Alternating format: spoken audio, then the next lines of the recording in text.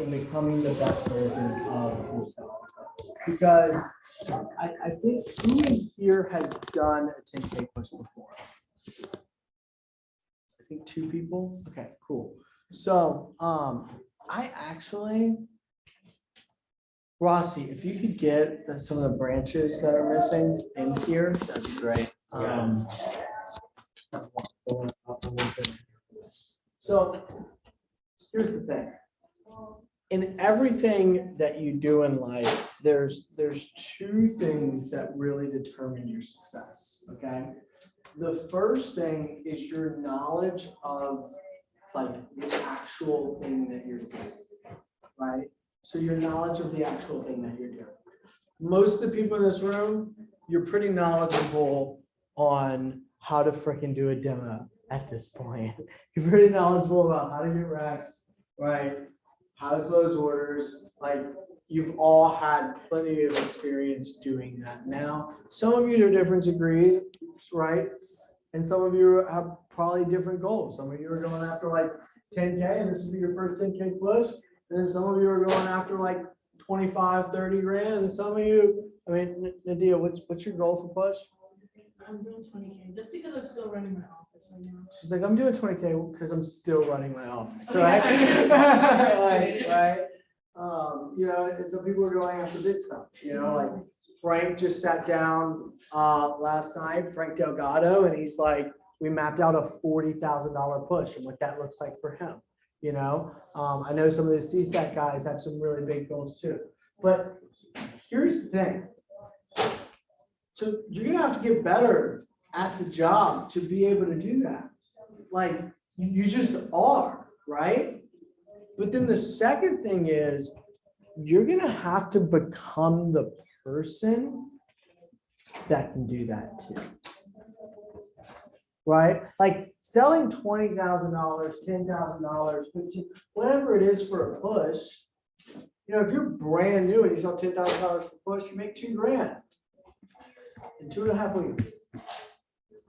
Most of you are at 5, 6K in sales already. So if you do that, if you sell $10,000 push, you make almost 3 in 2.5 weeks. I want you to think about the people that make thousands of dollars a week. They're adults, right? Like I know grown men that don't make that much money. 40, 50 years old, right? Some of you are going after big pushes, 20K. You're already at 10K in sales. You make $6,000 in 2.5 weeks. There's gonna be people in this room that make over $10,000 in 2.5 weeks. It doesn't just happen from getting really good at Pepco. It happens by becoming the best version of yourself, because the universe, the world, it's always going to pay you what you're worth. Does that make sense? So that's what this week is about. And we're coming together as a team these next 2.5 weeks to 1, grow, 2, sell a bunch of knives. Okay. Now, and I'll never forget my manager who sat me down, and I'm just going to be really honest with y'all. At this point in my career, there has been nothing in my life that I had been great at. I was good at wrestling. I got 5th at state. I didn't win, right? It was decent at football, quarterback, you know, okay. My grades were terrible. We've talked about that.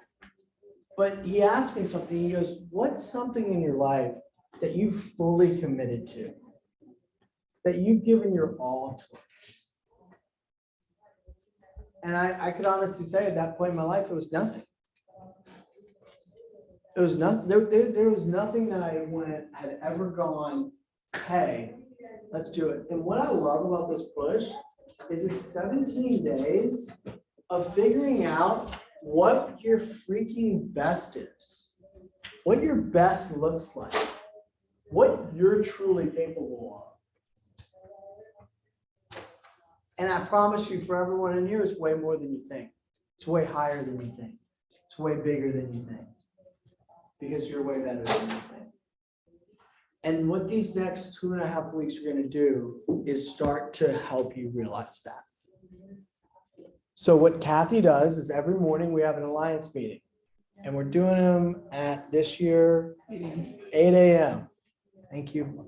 By the way, Molly is so awesome because I'm like a who person and she's like a when and how and where person. So I always know who's going to be there. When, where, how. Thank you, Molly. Okay. But at 8 a.m. Okay. We'd like you live in the office. Why? Because every day we're not going to be teaching you about Cutco. We're going to be teaching you about how to maximize your life and how to get the most out of everything. We're going to be what's called priming you, okay, into a peak state. So, for example, Michael Jordan, right? By the way, Michael Jordan didn't win a championship his first 7 years in the league. He started coaching with Phil Jackson, was his basketball coach, and his personal development coach, Tony Robbins. And next thing you know, he started winning championships. Why? Because he learned to tap in the playoffs against the Detroit Pistons into a peak state to where it didn't matter how many times they fouled him. It didn't matter how many times they beat him down. He was going to persevere. He was going to push through. He was going to win. That's the next 2.5 weeks. Where you're going to be learning every single morning. Some of them are going to be really fun. You're going to learn about your strong suits, right? And like how to tap into your strongest character traits that you don't even realize you have yet. You're going to be learning about, some mornings, like it's just going to be really light. Like you're going to be learning about meditation, right? Or other personal development things like that. Like one morning we'll probably teach the miracle morning and what that is and how to use that to elevate your life and elevate your goals and elevate your plans.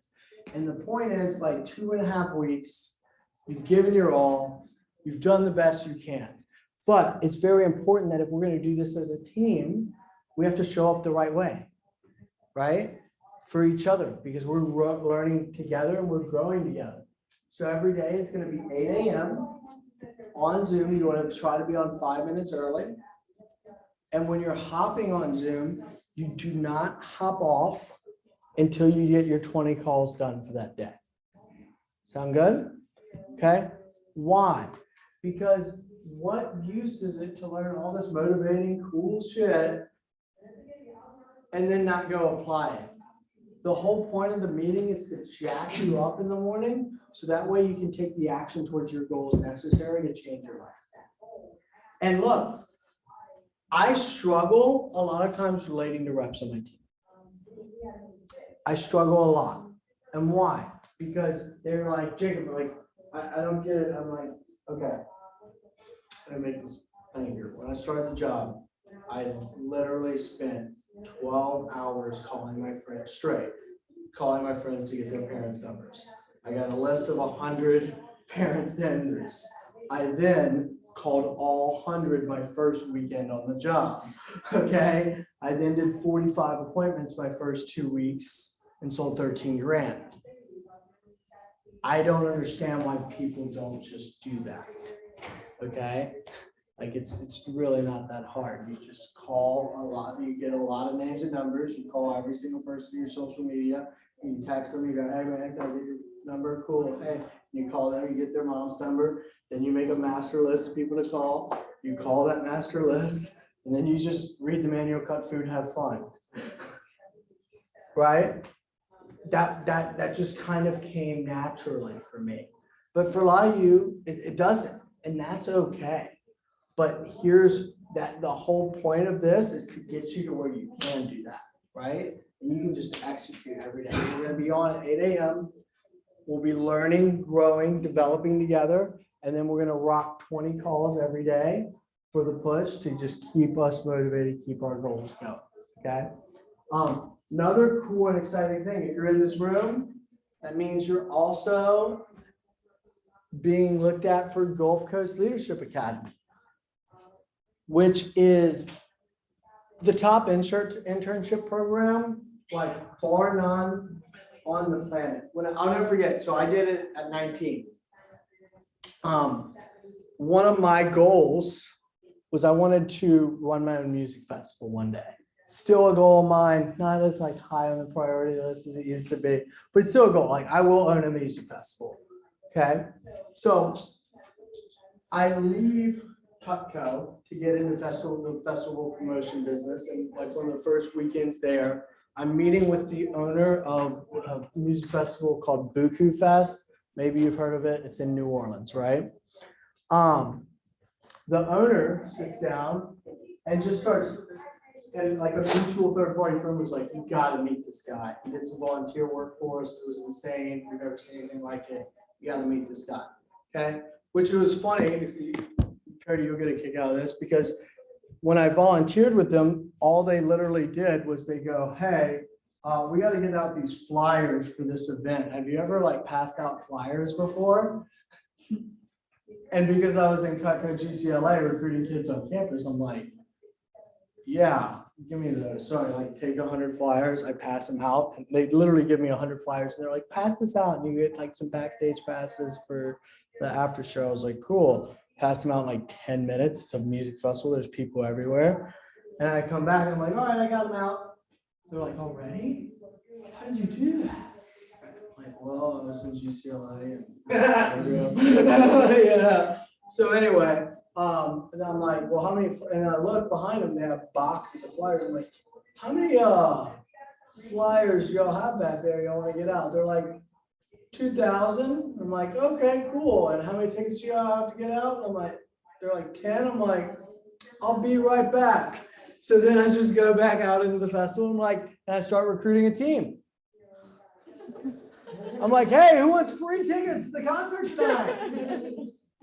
Darren Garner's throwing it down with pretty lights. Let's go, right? So I come back with an army of 10 people and I'm like, hey, yeah, I got a crew to pass out those flyers. Let's go. We got 2,000 flyers out in like an hour. So then later that night, they're like, dude, literally the owner of the music festival comes and meets with me and it's like, how, I hear you just crushing it. Like, what happened? And I was like, he's like, tell me about your life. And I'm like, well, I was like, I'm 20 years old and I just got done with like this Cutco knife thing. He's like, Cutco, okay, what's that? I'm like, well, last summer I ran a branch office for the company. So I like went to Natchez, Mississippi and like found an office space and like rented it out. And the company gave me like $6,000 to start. And then they did some advertising for me. So, I started like recruiting a team and I had like a team of like 30 sales reps this summer working for me. And, I was like training them how to sell, coaching them, helping them handle adversity, things of that nature. And we sold a good amount and, it was like really fun. And then at the end of the summer, I just like kind of went back to school and he's like, so you ran a business with like 30 employees. I'm like, yeah. And he's like, and they were all college kids, which is all that we work with. I'm like, yeah. And he's like, and how old are you again? I'm like, I'm 20. He's like, so you were doing this at 19? I was like, yeah. And he literally was just looking at me like I had a third eye. Like he was like, whoa, right?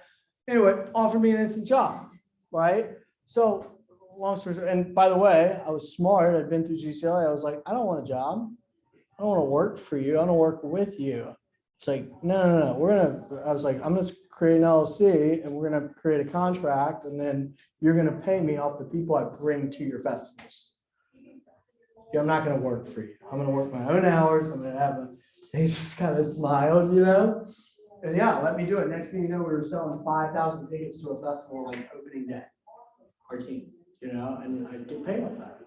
Why? Because I learned how to build a business through others and working the right way. So for those of you who has done their GCLA interview already, anyone? I think She starts tomorrow. Starts tomorrow. Okay, cool. Who has their interview scheduled for tomorrow? Okay, so some quick. Not tomorrow. We scheduled it. Who's got it scheduled? Awesome. All right. So some quick tips for that. One, I would dress the part. Okay, I would dress the part. Like, we represent the Ferrari of knives, and sometimes I feel like people show up driving the knives. Like they're ready to sell some things. So dress the part, look professional, you know? Number two, if you're on Zoom with her, be in a really quiet room, right? Be like ready to rock. Three, pro tip. Know why you're here. Like, take some time tonight or take some time the night before your interview and like why are you really here? Like, why are you really doing this? And how would GCLA benefit you? How would GCLA going through the process benefit you, and why are you excited about it? We want to work with people that want to grow. That's like the secret sauce with Kathy, like getting on her good side. I'm teaching all her secrets now, but like, she wants to work with people that want to grow. So if you're like, hey, I'm excited about this, I'm hungry, and she will coach you and help you amazing ways. And then little other pro tip, if you have a resume, I wouldn't like spend all night tonight trying to make one, you know, but if you have one and you could refresh it quickly in 20, 30 minutes, it is nice to bring a resume to it. UCLA. So the three things that we evaluate managers based off of, because you got to realize we have this room, and then all across the nation, there's only like 200, maybe 300 branch spots nationwide for 20,000 representatives. Like, you are in the elite, right? And I think we only have in this division, what, 10, 12 spots, Cody? Depends on how we cut the territories. We could have up to 15, but 12 was most likely. Right? So, like, you know, it's competitive, and hey, not everyone gets it like sell one summer, you know, branch the next. But here's the three things that we look at to determine whether or not someone should be not just in GCLA, but a branch or district manager next year, which is the premier opportunity. Like, you get to sell it straight 50. And all of your branch sales counts toward your career sales. Like, it's sick. So number one is your skill set. Your skill set. And not necessarily just on personally selling, but your skill set to run some very important office functions. How well do you run an interview? How well do you book PRs? How well do you run training? How well can you work with other reps? How well can you run a phone jam or a team meeting or some things like that? By the way, so most of you in here are like, I don't know how to run any of those things. That's okay. That's what GCLA in the next 9 months are for, okay, is to teach you how to build and run a business, right? The second thing that we look for is sales. Sales. Your personal sales. And there's two things we really look for, like, when it comes to like, man, like, I'm in between two people for this one territory, right? When it comes to that, we look at two things on sales. Number one is consistency. Are they selling week in, week out? Are they finding a way to get on the board every week, no matter what? The second thing is, are they going to bring it for push? Are they bringing it for the pushes? How much do they sell for SC1? How much do they sell for SC2? We'll have a couple of pushes over the course of the fall too. None of them as big as SC2. None of them as awesome as SC2. So that's the next thing. Is your push it total, like what that really matters. Okay. The third thing is savings. Savings, okay? Why?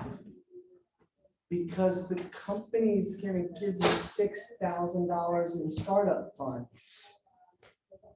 They wanna know that you're responsible, right? They wanna know that, like, you're not gonna take that and do something else with it, that you're responsible. And hey, I want you to imagine for a second, you're gonna start your own business and you come in and you're like, yeah, I'm going to start my first business. I'm going to do this. And they're like, okay, cool. and you're like, yeah, I want you to invest $6,000 in my business. And they're like, sweet, how much are you gonna invest? And you're like, 0.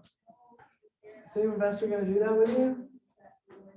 No, so they have what's called a startup account with Cutco that you can start creating. You can create this a few different ways.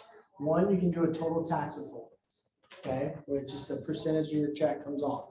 2, for those of you that are an assistant manager, you can withhold your assistant manager pay, okay? And then 3, you can even just write a personal check to Kathy and they'll put it in your startup before. Now, it's still your money. You can pull it out at any time. You just call the company and go, hey, I need my money, and they send it to you. But it's in an account that one is once removed from you. Like, by the way, I do this now today. Like, I literally have 14 different bank accounts. I can only access 2 of them. Why do you think that is? You don't spend the other ones. Because if I saw $400,000 in a bank account right now, guess where it would go? It'd be gone really, really quickly. And I know that about myself, right? So with that being said, you want some of your money every week to be getting saved so you don't see it. You see it on your commission statement, but you're not like wanting to access it, right? But it is yours, and it's your investment into your business. Because think about this. If that money saved was the difference in you getting a territory or not, it could be the difference in you making 50% for next year's SC2 or 30. Would you say that's worth it? Right, so you're not getting like a ROI on that investment money, but you are getting the best ROI ever because they're going to give you $6,000 to help fund your business and then straight 50 after. That makes sense? So, you know, if you really want to impress Kathy, like I'll never forget Jacob Gonzalez literally came with like a $4,000 check and was like, yo, I'm like ready to branch now. You know, he was at $20-something thousand in sales. He was like, look, I don't really need this. Like, I'm just going to save it with you and just show you that, you know, I'm really serious about brand. You think that impressive? Yeah, he like instantly moved to like one of our top candidates, right? But it's your skills, your sales, and savings. Can I teach you a little secret though? Yeah. Okay, let's be honest. If you sell a lot, what does that mean for a bank account? You make a lot. And if you sell a lot, what are your skill set going to be and your ability to teach others to sell? Higher, baby, right? So with that being said, really focus on that personal sales part. All right, lastly, only in New York. Mike, what time do you go on? Whatever time I go, Okay, cool. whatever time you go. Cool, awesome. So only, so perks of being in GCLA. Number one, every week you're gonna get a meeting. It's a group meeting that we do on like how to build a business. It's literally it's 2 17-week courses that like you're gonna learn in the fall how to build a business. It is freaking awesome. It's the best classes freaking ever. Okay. 2, you're gonna get some extra cool trips. You're gonna get some extra cool trips. No one's excited about extra cool trips. I mean, I, you know, like there's some branches in here that are a little bit jealous about what I'm about to talk about because they're like, I didn't get that last year. We were stuck in COVID, but COVID's over. So I know it's still floating around for some people, but for me, it's over. Okay. So, but with that being said, so once again, one of the trips that we get to go on every year is a trip to Olean, New York. Olean, New York. You get to see the company factory. By the way, Olean, it's like when you think of New York, I think like New York City, right? It's more like upstate New York. It's more like the country. It's like the West Texas New York. But it's really cool because this small town, Olean, Cutco is the #1 job provider in the town. They literally have parks named after Cutco. They have hospital wings named after Cutco. Like what we do here provides an entire community's worth of infrastructure and income. Like we're fueling a town. It's freaking cool. So you get to go to Cutco Town and see the people that you're literally just by doing your job have a job. It's one of the best, most amazing feelings. On top of that, you also get to go to Niagara Falls. So yeah, we stay a night or two in Niagara Falls as well. And it's so much fun. So by the way, I'm legally allowed to talk about this. So the drinking age in Canada is 19. So you go right across the border in Canada, and have a little bit of fun. Okay. Don't Drinking maple syrup. drinking maple syrup. Maple syrup's great. But it's one of the most fun trips that we do every year. And for those that haven't seen the falls, like, man, Houston, I love this city, but we just like are very much lacking in nature. Like it is a magical experience. It is something that you will remember for the rest of your life. I hope that I get to go this year. I don't know, but I've been 6 times. It's the best trip ever. So you get to do that. While you're at that event, by the way, they're going to announce another trip to usually either Mexico or some Caribbean island or something like that that you can also win. So it's pretty sweet. We'll talk about that later. But I mean, I don't know about you, but like learning how to run a business next year, traveling outside of the country twice, making a bunch of money, learning from other business owners. Sounds like a pretty cool fall. I don't know about y'all, but you know, it's pretty sweet. So how do you sign up for Olean? Okay. So Olean, you only have to sell a homemade during push. Now, instead of making a commission on that, you're going to get a free flight, a free hotel, and free food for 3 days. It won't also count towards your career sales, but you get to go to free Olean, New York, and see Niagara Falls, and hang out with the president and CEO of Cutco as well. By the way, we do a dinner literally with the CEO. I'll never forget. My manager's dad, he worked for ExxonMobil for 40 years, never once had to meet the president. What if it's like a signature or anything like that? So a signature and an ultimate, talk to your manager about that. Usually you can like just take off a piece of it sometimes, depending on how the order kind of came through. But yeah, and here's the cool part, it still counts towards your push total. Okay, so it still counts towards your push total.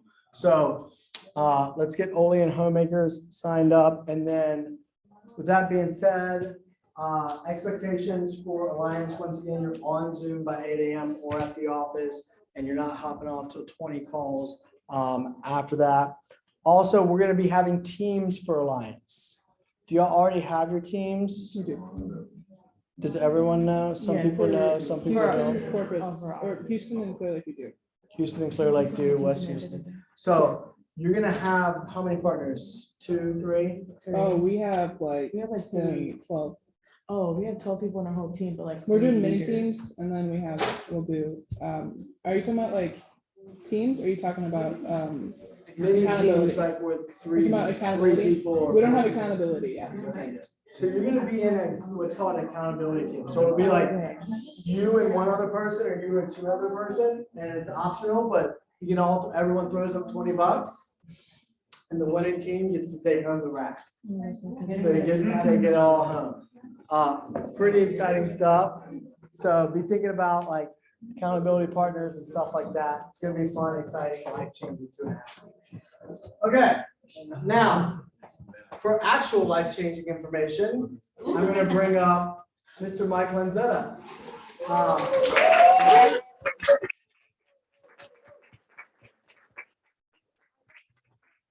a 17-day push, Mike 1 year in less than 17 days sold over 100 grand. Now, it wasn't consecutive, but still, that's insane. And Mike, he's one of my best friends. Actually, I remember back in 2012, Mike gave a talk at a conference that absolutely blew my mind. And in the talk, he talked about wanting to be a world-renowned, life-changing life coach. And I went up to him after and I was like, hey, you want to be a life coach? I need coaching.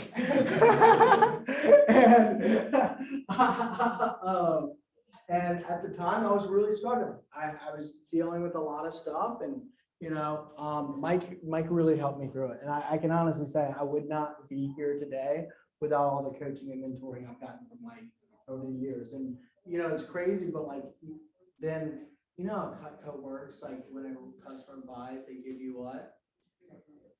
Referrals, right?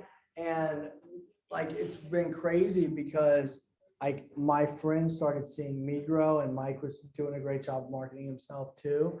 And then he started to get more clients. And now it's all the top vector elite have coached with Mike Lonzetta. It's the vector Jedis, Julian Landry, who's over $300,000, $400,000 a year in sales. Dave Roy, who's a division manager, making probably $300,000 to $400,000 in income a year with this, all stem from this guy. So in 2014, our division manager left the company, and Lloyd took over until we were able to bring Miss Kathy Kristen in. But luckily we had Mike.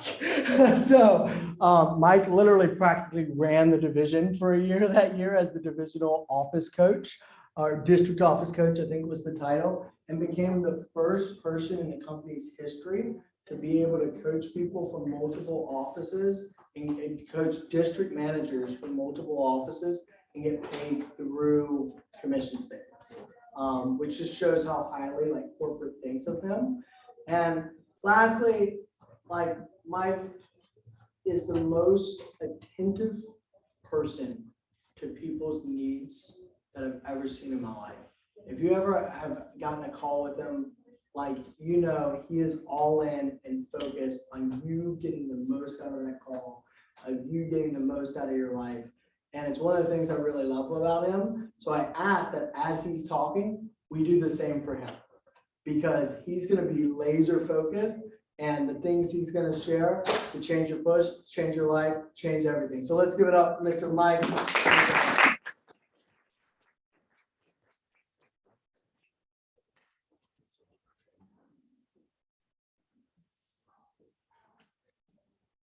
Okay. Good. What's up, GCK? How y'all doing? Good. Good. I literally just got off the plane and came right here, so I'm glad I made it. No flight delays. That would have messed things up a little bit. Hello, anyone watching on Zoom. So first of all, let's give a shout out to Jacob and everyone else who I'm not even sure who spoke because I just got here, but I saw Jacob speak. Let's give a shout out to Jacob and so give him a round of applause for Cody for coming up asking me about that. Let's also, and you guys know if you've been to my talks before how I do this, let's give you a round of applause. Here's why. Because you're choosing to be here, you're choosing to learn, you're choosing to grow, you're choosing to get the most out of this experience, and you're choosing to endeavor on a 17-day journey to really push yourself, to grow yourself, to become a better version of yourself, to face adversity, to face challenges, to overcome those adversities, to overcome those challenges, and put up results that you may not even know you're capable of yet. And so I applaud you, because the vast majority of this planet will never have the courage to even attempt that. And so before I begin, please give yourselves a round of applause. Give yourselves a little better round of applause. I noticed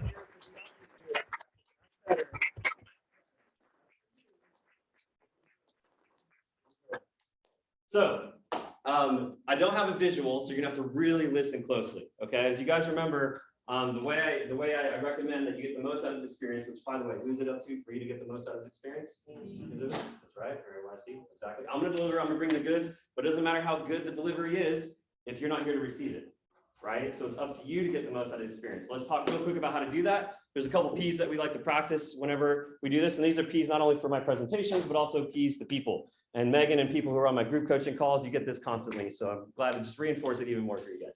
And for those who've heard this before, what's the worst thing that any human can ever say? What's the dumbest thing we could ever say? I already know this. I've already heard this. It's up there somewhere right above I can't, but it's even worse than I can't. And the reason why it's so bad to say I already know this, I already heard this, is because when you say that, your brain shuts off. You're like, nothing for me to do here, time to go into distraction mode. And then you don't get the content. You might miss out on the most important thing that you needed today.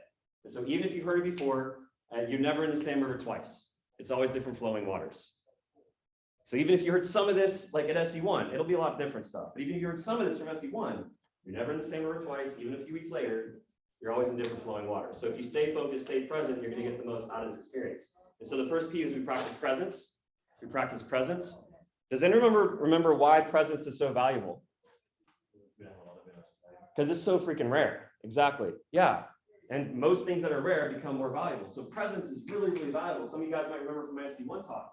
I had the chance to get some mentorship from Jeff Hoffman. He's a self-made billionaire. He's he invented or founded, I should say, Priceline.com, Booking.com. If you ever flown on an airplane and printed out your own boarding pass from a kiosk, he invented that kiosk because he got mad that he missed a flight one day because he had to wait in line for someone else to print a boarding pass for him. So this guy, he's a brilliant guy, and he charges about 150 grand for 15 minutes of his time. Okay. And I happened to hear him speak at an event. I was a volunteer at the event, helping the event run, so I didn't have to pay 150 grand to hear from him. But he was meeting with a small group of us after his talk, and he was sharing some stories. And at the end of the story, he said, "Mike, thank you for being so present. I can feel you hanging on every word. And I just want to let you know it means a lot."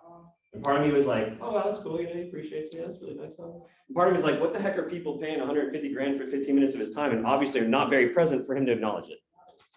And that's how valuable presence is to a billionaire. And just to give you some perspective, because we live in a time where billion gets thrown around a lot. If you spend $250,000 a week for 4 weeks, you spend $1 million, right? You spend $250,000 a week for 4 weeks, you spend $1 million. It would take you 77 years of spending $250,000 a week to get $1 billion.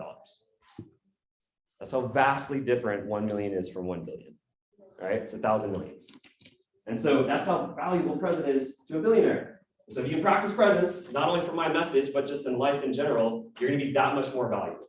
All right. Another P that we're going to practice today is participation. Participation is going to be a lot more of me delivering content than some of my other talks because I got a lot to cover. I want to really help amplify your push.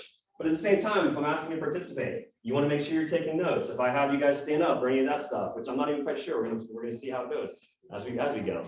I'm going to ask that you participate, because you want to make sure that you are participating, because that's also rare in this world nowadays. Especially because of COVID, we kind of got conditioned to be very passive. Very like, let me just sit in my room and not do much, and any effort to do anything is really scary. So I'd rather just stay comfortable. And unfortunately, we live in a society in a time where we've been conditioned to believe a false belief, which is comfort is happiness.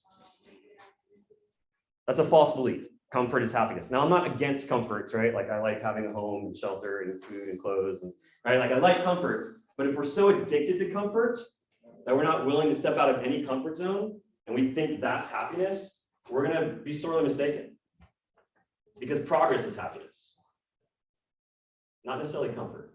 And so I'm going to encourage, challenge, and invite all of you guys to be very participative, not only in this talk, in the parts where you might participate, but also just in life. Right? Like get out there, put yourself out there more, have the courage to step out of comfort zones. What's really cool is when you do that, what do you think happens to your comfort zones? They expand. And then once it was really uncomfortable, becomes more comfortable. And then you've grown. And once it becomes really uncomfortable, then becomes more comfortable. And then you grow.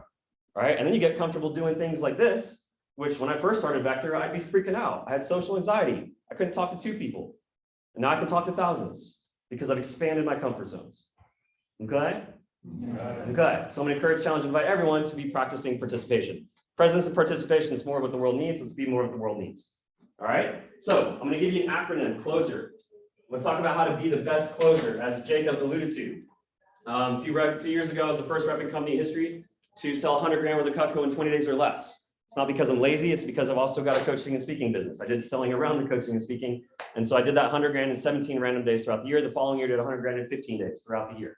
And so I'm going to teach you a lot of what makes that possible. I also just came from a guy named McCall Simon's wedding. He's one of my coaching clients. Years ago, I encouraged him to ask a girl out that he really wanted to ask out, but he was nervous to, and he asked her out, and then they got married 4.5 years later. And I got to be a part of the wedding. It was awesome. And I taught him a couple of years ago.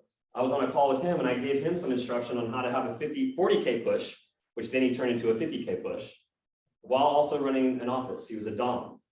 And so I'm going to share with you guys a lot of what I've shared with McCall to have that 50K push. If you guys are open to that, you guys down for that? Is that okay? Okay. All right, so the first C for closer is clarity. Clarity. There's an old quote from a long time ago, which is clarity is power. Clarity equals power. Clarity is power. Clarity equals power. So what does that mean? Power by definition, if you literally look at the definition of power, is the ability to act.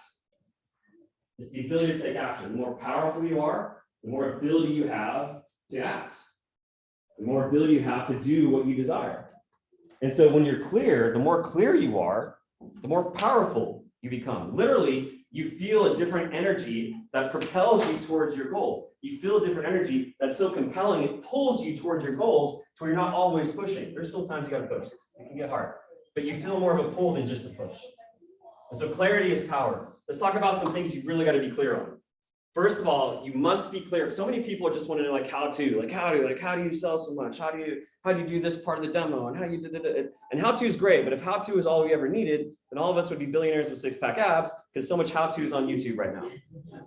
So it's not just a how to. What's even more important than a how to, as important as it is you must get clear on what you want and why you want it. You got to get clear on what you want, why you want it, and then how are you going to attain it. What you want, why you want it, and how you're going to attain it. And so when you think about your goals, let me give you an easy couple of whys really quick. For those that were on the GCK call that I ran for you guys a few weeks ago, this will be a little reminder. And that is, there's two primary reasons we go after goals. Two primary reasons we go after goals. Number one primary reason we go after goals, self-actualization. Number one reason we go after goals, self-actualization. When you go after goals, to achieve goals, especially goals that stretch us, not goals that are super easy, that we're never going to hit, we're just in our sleep, but goals that we actually have to push towards. We actually have to put in some effort. We actually have to grow. Those goals, those stretch goals, cause us to become even more of who we actually are, even more capable of what we actually can do. And so for those of us who go after stretch goals, stretch goals meaning like they're still possible, like you can do it, but it's not going to be a cakewalk. And for those kinds of goals, when we go after those goals, we become more of who we actually are. We recognize and realize things that we didn't even know about ourselves, a tenacity, a resilience that we may not know we had when we go after our goals. Second reason we go after goals, self-actualization. Self-actualization, oh, that's the first reason. Second reason. It's a little sleep deprived for everybody. So, second reason. Yeah, present. That was a good check. There you go. Well done. Thank you. Second reason we go after goals, lifestyle creation. Lifestyle creation. So lifestyle creation. So people that go after goals learn how to create a life, what they're wanting in their head, and then they learn how to go create that reality from the life that they put in their head. The only people that actually, let me ask you a question. Would you guys agree most people are not living the lifestyle they truly desire? Right. Unfortunately, most people settle for life. Most people settle for life. Most people are managers of their circumstances, not creators of their life. Most people are managers of their circumstances, not creators of their life.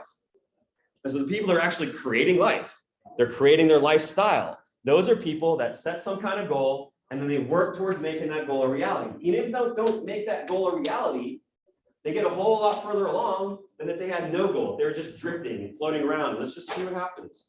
I'm a pretty casual, easygoing guy. And at the same time, if I'm way too casual and easygoing, then I'm just going to see what happens. And that doesn't always go the way I want it, right? Now, granted, if you do set goals and go after them, they don't always go the way you want it either. But you're still knowing what you're going towards, and it gives you the drive to push through when it does get hard and it doesn't go the way you want it. Does that make sense? Okay. Okay. Yale University did a study in 1953, and Yale found that only 3% of the people, the graduates that graduate in Yale, only 3% of them wrote down their goals.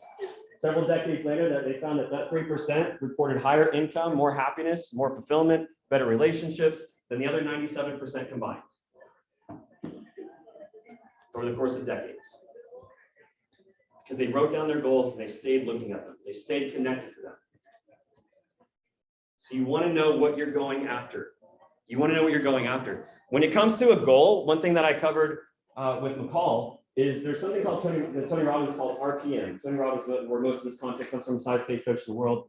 Almost every major sporting, almost every major high performer, whether it's a musician, an athlete, a movie star, whatever, Tony has had some role in their success. And with what Tony covered in RPM, it's a way of a planning method. It's a rapid planning method. It also stands for results focused, purpose driven, massive action plan. Results focused, purpose driven, massive action plan. And so when you're going after a result, the result is the goal for your push, right? I'm gonna give you 4 components of a result that's gonna make it much more compelling than just a number, all right? 4 components for a result that makes it much more compelling than just a number. The first component is the number. That's specific, measurable. Specific and measurable. All right, 4 components of the result. First component, specific and measurable. So that is going to be like your 40K push, or your 20K push, or your 100K push, whatever you're going for. That also might be a number of demos. That could be a number of reps, whatever, but it's something specific and measurable. Second component of the result that you want to go after is you're going to go after something that's going to, some level of growth, some acknowledgement of growth, some indication like this is who I'm going to grow into. This is how I'm going to grow. Third component of results. You guys are doing great writing fast because I got to fly. Third component of results, contribution. Contribution, AKA, how are we making a difference in other people's lives? Fourth component of results. Fourth component of results is fun/enjoyment. Some people have a goal and they hate the process because they don't have a goal that includes enjoyment. So fun/enjoyment, I'll take it from the top. So again, we're going for the results, right? AKA goal. And there's 4 components of that result, AKA goal. Number 1 component, specific measurable. Number 2 component, how you're going to grow. Number 3 component, contribution. Number 4 component, fun/enjoyment. I'm going to give you some examples of this, but I want you to have those components down so you can see how these examples overlay. All right. So an example would be, let's say someone is like, man, I want to lose 100 pounds. You know what? I'm going to go to the gym. I'm going to go run 10 miles. Well, if they haven't ran 1 mile in 10 years, what is the likelihood of them completing a 10-mile run if they haven't ran 1 mile in 10 years? Pretty slim, right? So if they're not clear, if they're just like, how am I going to lose 100 pounds? I'm just going to go run 10 miles, right? And then like halfway into the first mile, they're like, oh my gosh, this sucks so bad. I don't want this anymore. So to make it much more compelling and much more realistic, you apply these 4 components. So instead of just saying I want to lose 100 pounds, let's make it specific measurable. I want to lose 100 pounds in 10 months. That's specific measurable. Growth is going to be, I want to grow into the highest level energetic person that I can be, who I really am meant to be when I said this way. I have an example of growth. Contribution would be, I want to have the energy to deliver at the highest levels at my job. I want to have the energy to give my family what they deserve from me when I get home from work. Contribution, making a difference in other people's lives. 4th component, I want to have the most possible fun ever losing all this weight. Now, if that's the result, right? And part of it is I want to have the most possible fun ever losing all this weight. Are they going to go run 10 miles if they haven't ran a mile in 10 years? No, that doesn't sound fun. But now because they have this more compelling result, they're going to think of much more creative ways to get that result that align with fun/enjoyment. So they're going to be like, well, you know what? I haven't played basketball in years. I'm going to go hoop, right? I'm probably not going to be my best. Man, I'm just going to move and just shoot the ball, like see what even happens, right? Or I'm going to go swimming, right? It's going to be easier on my joints. That'll be a lot more fun than running 10 miles, right? Do you guys get the point? Let me give you a vector example. There was a branch a few years ago that wanted a goal for SE2 to do 75K for SE2 push. All right, tell me which one sounds more compelling, 75K for SE2 push or this 4 component result that we worked on. This is what he came up with for the 4 components. He wanted to do 85K, he upped his goal by 10K. He wanted to do 85K for SE2 push. He wanted to grow the most he'd ever grown in 2.5 weeks. He wanted to help his people become the best leaders they didn't even know they could possibly be. And he wanted to have the funnest summer of his entire life. Which one's more compelling? Right, the 4 components, right? I'm gonna tell you why. We all have 6 psychological needs. I do not have time to go into all 6 of them right now, but we have 6 psychological needs Those are going to be on the group call next month. We're going deep dive on this. These 6 psychological needs are the reason we think, feel, and do everything. Everything. Everything. The foundation of everything you think, feel, and do, we do to meet these needs. Anything we do habitually, we do it to meet a pattern of these needs. All right. And so one of those needs, the two most fulfilling of these needs, the needs that actually create fulfillment, the others are more of achievement. These are actually fulfillment needs, and that's growth and contribution. If you actually want to be fulfilled, you're growing and you're contributing. And some people are growing and contributing, but they're not acknowledging it, they're not appreciating it, therefore they're not feeling the need being met. I'll say that again. Some of you need to hear that. Some people are growing and contributing, but they're not acknowledging it and appreciating it, and therefore it doesn't even feel like the need's being met. And work without fulfillment is a drain to the soul. Achievement without fulfillment is the ultimate failure. Otherwise, you live your whole life going from one goal to the next, saying, now I'll be happy. Why am I not happy? Now I'll be happy. Why am I not happy? Maybe just bigger goals, then I'll be happy. No, you need achievement and fulfillment. Okay? You guys staying with me? You guys writing fast? Yes. All right, good. Way to participate. All right, so that's why growth and contribution are in there, in addition to the fun/enjoyment. You guys got that?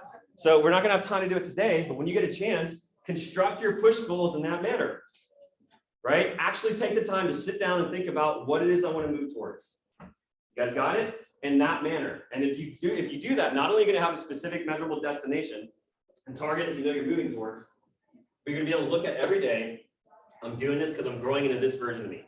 I'm doing this because I'm making a difference in these people's lives. I'm doing this because it's going to be freaking fun no matter how hard it is. Okay? Okay. Now, the second part of RPM is purpose. Purpose. Why are we doing what we're doing?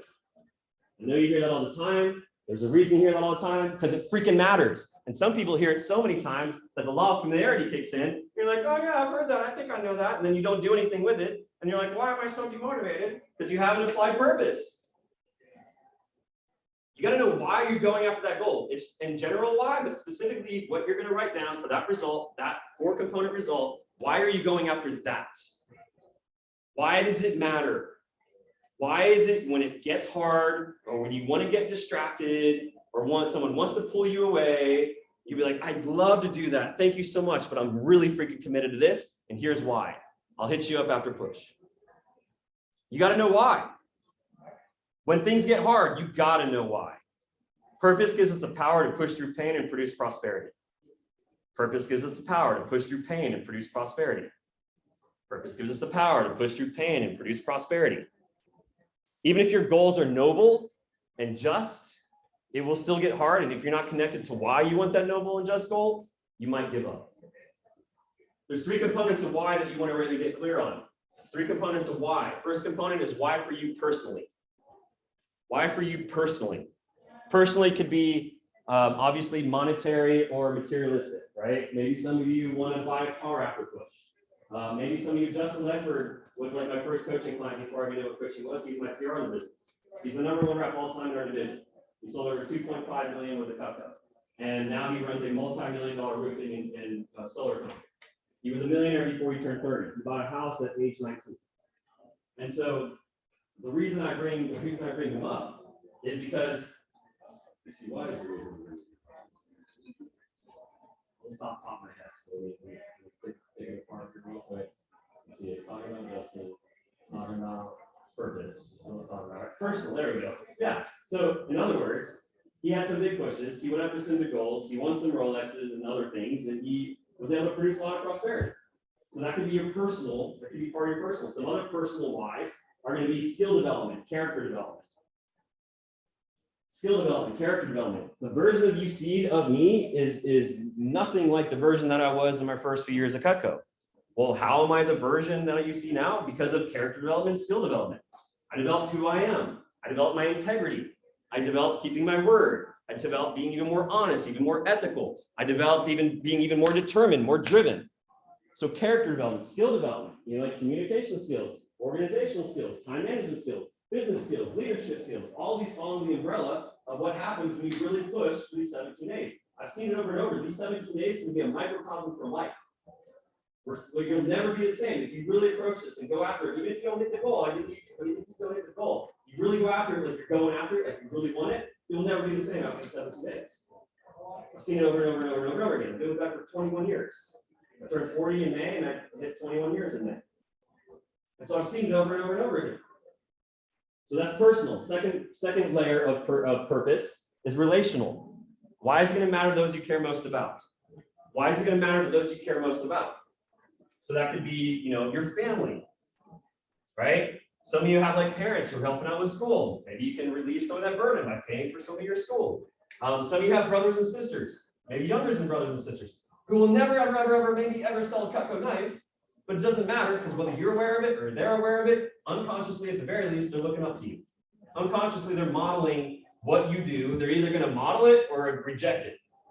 They're going to be like, man, I want to be like that, or F that, I do not want to be like that. And we do that with older siblings, and we do that with parents. And so do you want to be a model for your younger brothers and sisters, even if they never sell Cutco? But seeing you just go after goals, seeing you just be determined and committed and not giving up, that's going to affect them, whether you're conscious of it or not. So relational is people you care most about, obviously, significant other, the people you're closest to on your team or in the division, right? Why is it going to matter to them? Third layer of purpose is societal. Societal. Can you guys hear me okay over the next room, by the way?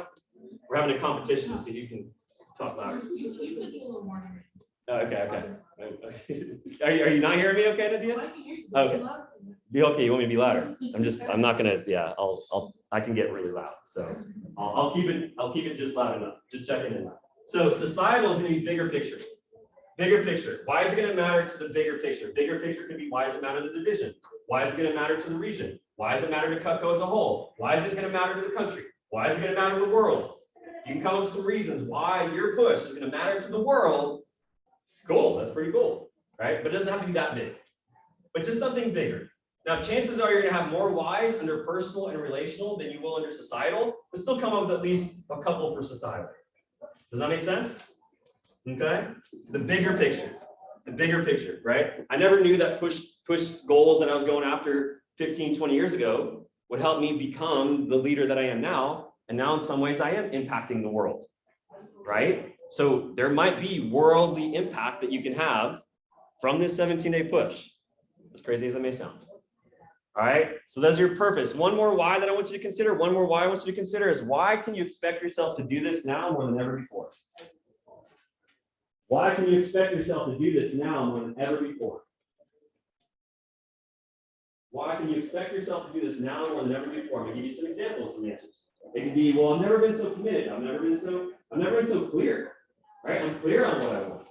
I'm clear on why I want it. Especially after you do the things that I just taught you to do. Right? You sit down and journal right now, right? After you do that, you're gonna be that much more clear. I'm clear on what I want. I'm clear on why I want it. I've never felt so supported. Like I've got a team that supports me. I've got people that care.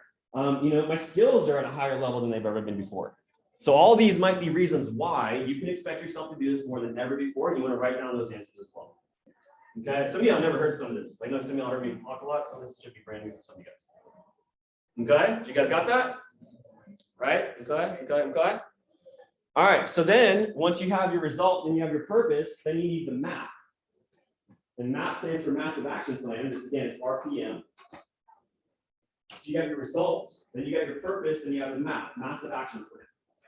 So you want to be, the Massive Action Plan is simply just like a map, like you figure out the best route to get to your destination.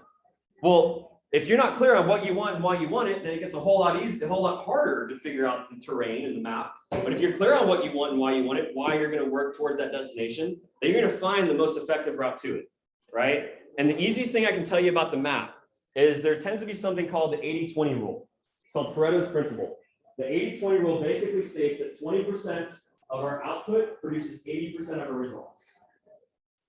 20% of our output produces 80% of our results. So there's going to be certain things, certain activities, certain tasks that you can approach, that you can make sure you're doing on a consistent basis that are going to align with your destination, that are going to most likely propel you the most towards your goal. Does that make sense? Like if you have 20 things in your to-do list and you know you can't get all 20 done, well, you want to do the 20% of those 20 things that are going to produce 80% of your results.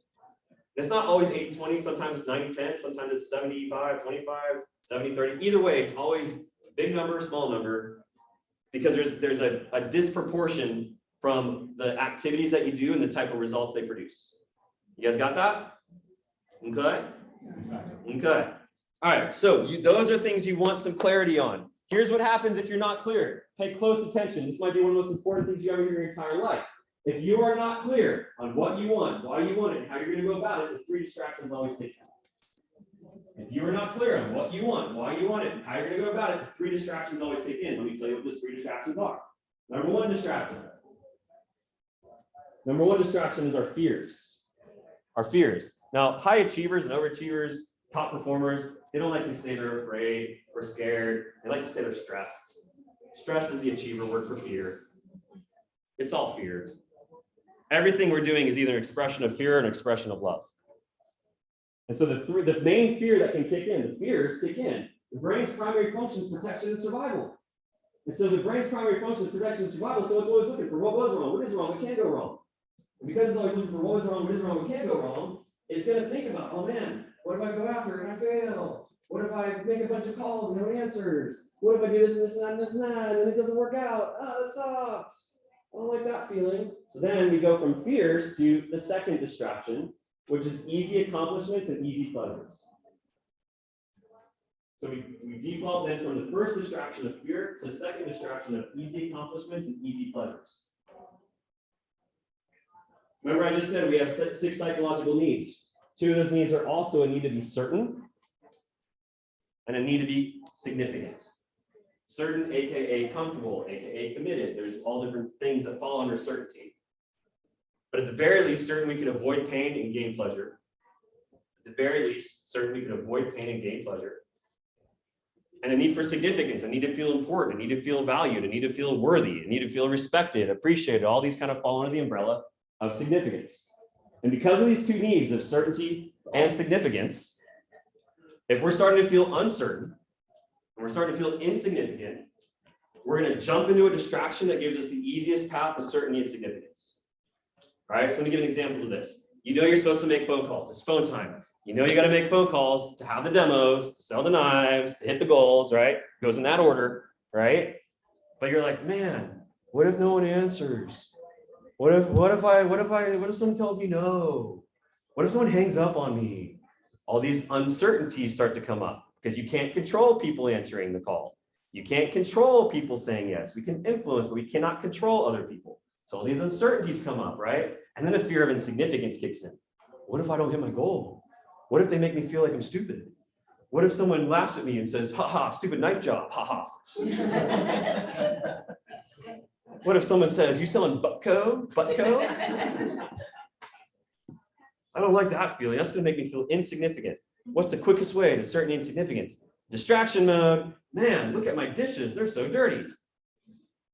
And you might hate washing dishes. You may hate washing dishes. But you're more certain that you can wipe grease off a plate than you are someone's going to answer the phone and say yes. So you may hate washing dishes, but you're more certain you can wipe grease off a plate than you are certain someone's going to answer the phone and say yes. So you go to the easy certainty, and then what happens? You clean your dishes, even though you hate doing it, and then you're done cleaning, you're like, I cleaned my dishes. I'm so accomplished. And now you got some easier certainty and significance. You guys got that? And I'm not saying don't clean your dishes, or clean your room, or clean your desk, or any other thing that falls under the umbrella of stuff you don't really like to do, but it's easier certainty and significance. But just do it at the right time, not as an excuse to avoid the thing you should be doing in that moment. Does that make sense? Obviously, there's other forms of distraction under this umbrella of easy accomplishment, easy pleasure. That's going to be like your Netflix, your video games, right? I'm so much more certain I can kick butt in this game, right? I'm gonna get a bunch of kills in Warzone, right? Like you're so much more certain you can do that, then someone's gonna answer the phone and say yes, right? And you get significance because you got a bunch of kills in Warzone or whatever your game is, right? And it's easy accomplishment, easy certainty. Again, I'm not against Netflix. I'm not against playing some video games. But if you're doing it as an escape to avoid what you should be doing, well, then it's hurting you a lot more than helping you. So we got to discipline our distractions. Make sense? Third distraction that kicks in is other people's demands. Other people's demands. And when you got a big heart, like I've got a big heart, where people want help, like I just want to help them, right? And there's nothing wrong with helping people except for when we use it as an excuse to avoid the thing we should be doing in the moment. When we avoid the thing that ultimately is going to help even more people and do even more greater good than that one little help, and that one little good, and that one little moment. So again, I'm not against helping people, but just be smarter with, are you helping people just to avoid these things? Or are you actually helping people to help them and you're going to get back to doing what you should be doing? Does that make sense? I used to do this, unfortunately, before I learned all this stuff when I was at AM. I'm supposed to be leading by example. I'm supposed to be making my own calls as an assistant manager. But what do? You know, I make like one call and then they want to answer. I'm like, all right, let me just see how everyone else is doing. Hi, can I help you? Hi, can I help you? Do you need some help? Hey, make sure you're making some calls. And I feel so helpful. But I wasn't leading by example, which is the best way I could be helping. You guys get that? So if we're not clear on what we want, why we want it, clarity. If we're not clear on what we want it, why we want, and how we're going to go about it, well, then those three distractions of our fears, the second distraction of easy accomplishment, easy pleasure is going to kick in, or the third distraction of other people's demands. You guys got that?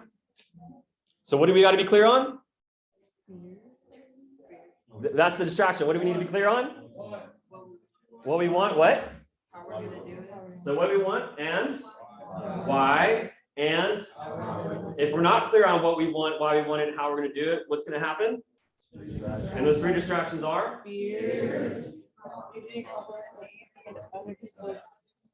Yes, I took it all on at the same time. I calibrated all your voices and that sounded good. So yes, we got to be clear on that. You guys got it? Clarity? Clarity is power. All right, so the L for closer stands for love and appreciation. You gotta love and appreciate your clients. You gotta love and appreciate your clients more than your goals, more than your products, more than your service, more than the value that you provide. If you don't love and appreciate your customers more than your goals, more than your value that you provide, whether it's a product or service, right? I know I provide a lot of value to my clients, but if I get too entitled, if I get too little egotistical, like people should be lining up to learn from me, well, then I'm not going to be able to deliver my best and people are not going to receive what I have to offer. You guys get that? So I stay humble and I keep it in that order. I love and appreciate my clients even more than the value I provide, even more than the goals I'm going after. If you do not love and appreciate your clients even more than your goals, well, they just become a means to an end. They're just a thing you're going through to get to your goals. I don't know if you've ever been a customer buying things, but it doesn't feel good to be a thing that people go through to get to their goals. Instead, you want your customers to be on your team, supporting you towards your goals because you show up at a level that supports them. When it comes to contribution, that need that I just mentioned earlier, when it comes to contribution, there's a quote that goes along with that. Life supports that which supports life. Life supports that which supports life. Anything that survives in an ecosystem survives in an ecosystem because it supports the ecosystem and the ecosystem supports it. So if you're going after your goals and all you care about is your goal and you're just like, hey, Ms. Jones, just buy as much as I want you to buy from me because then I'm hitting my goals, they're not going to support you in the way that you want. You got to show up with a very supportive attitude, a desire to serve, a desire to help, a desire. Those that were on that GCK call, remember the 3 pillars of value that we give to our customers, right? 3 pillars of value. It's the highest performing product of its kind on the planet. Right? Coco's the world's sharpest knives, according to Modern Marvels and the History Channel. What's the most important function of a knife?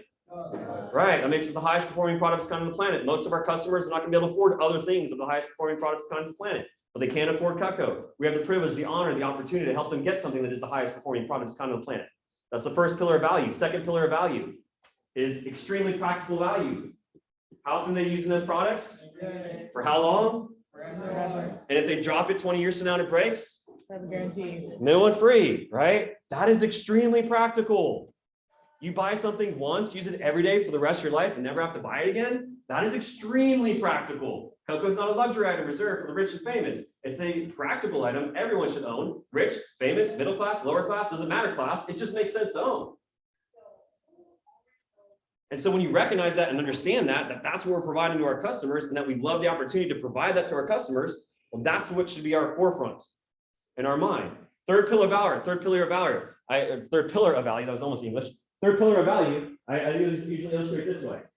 Average customer cooks for 50 years of their life. Average American cooks 50 years of their life. After 50 years of that cooking, does that customer say, well, Coco, you served me really good all these decades. Now I'm no longer cooking, so it's into the trash, dude. Is that what they do? No. What do they do? Pass it down. Pass it down, yeah, pass it down, exactly.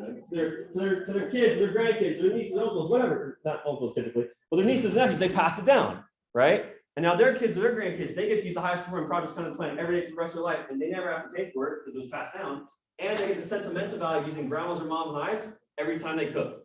So now every time they cook, they think about how their mom and grandma cooked for them when they were growing up. I call that sentimental generational value. Sentimental generational value. We're one of the few professions in the entire world that can say what we do for our customers is in 2 hours or less, make every day of the rest of their life better.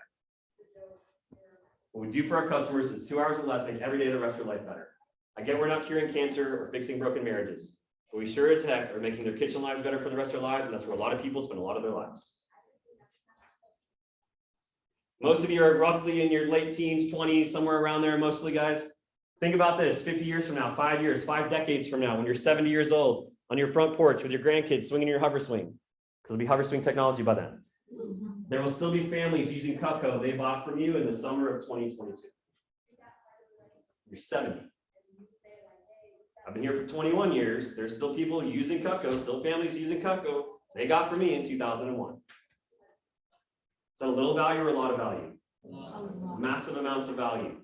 So when you connect to that and realize that's the main thing, that's why I'm showing up, that's why I'm calling the customer, then that becomes the main target. And the natural byproduct of that is huge orders. I have a $1,600 average order, lots of sales. I have a 92% closing percentage. And then the CPO goals and the income and everything else, trips and warrants, et cetera, et cetera. Those are the natural byproducts of showing up to love your customers at the highest level. Love and appreciate your customers at the highest level. If you do it for them in that order, you get what you want. Zig Ziglar once said, if you help enough people get what they want, you will always have what you need.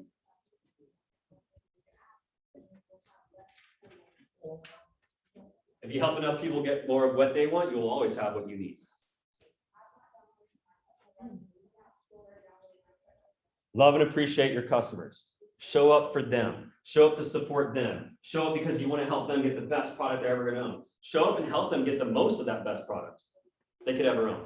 If you help a customer, if you go into a customer and you do a demo and you build great rapport and you build a great relationship and you're really helpful and supportive and they buy nothing, well, it's still a good demo. Like, you made a friend, like they had a good experience. That's great, right? If you show up and you do a demo and you build rapport and you make a friend and you are really supportive and they buy a couple knives, that's an even happier customer because now they have, like I said, those 3 pillars for the rest of their life. But they're a little bit limited because the right tool for the right task makes jobs a lot easier. So then they might be getting by with some pieces, which is still going to be better than any other knife out there. But in some ways, they're just getting by with those couple of pieces, having to do a bunch of jobs for those couple of pieces. And that's usually like using the handle of a screwdriver to hammer a nail. You can get by using the handle of a screwdriver to hammer a nail. It's a lot safer and easier to use a hammer on the nail and then use a screwdriver on the screws. Right?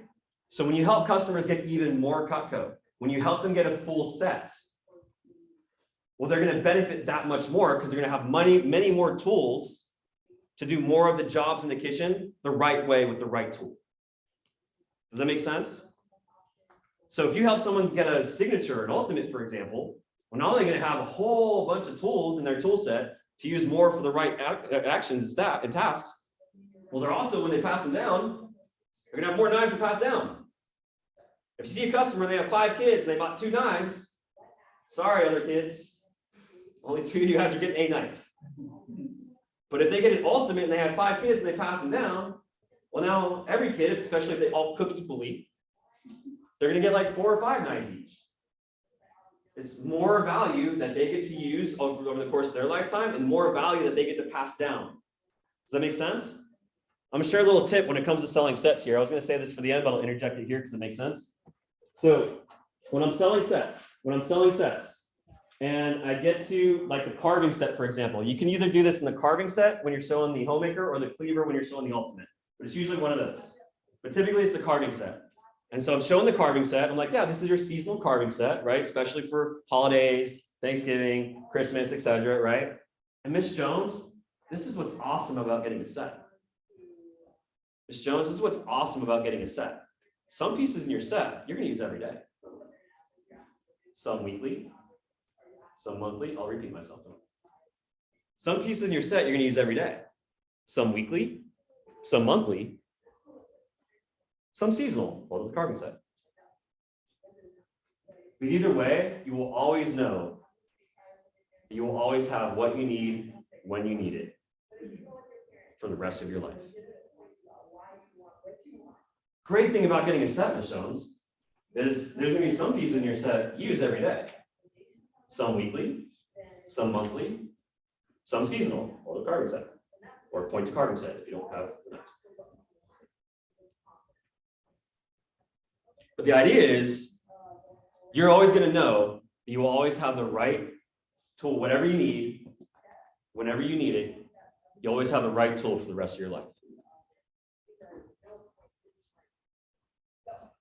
That's the great thing about getting a set. There's going to be some tools, some pieces you can use every day, some weekly, some monthly, some seasonal.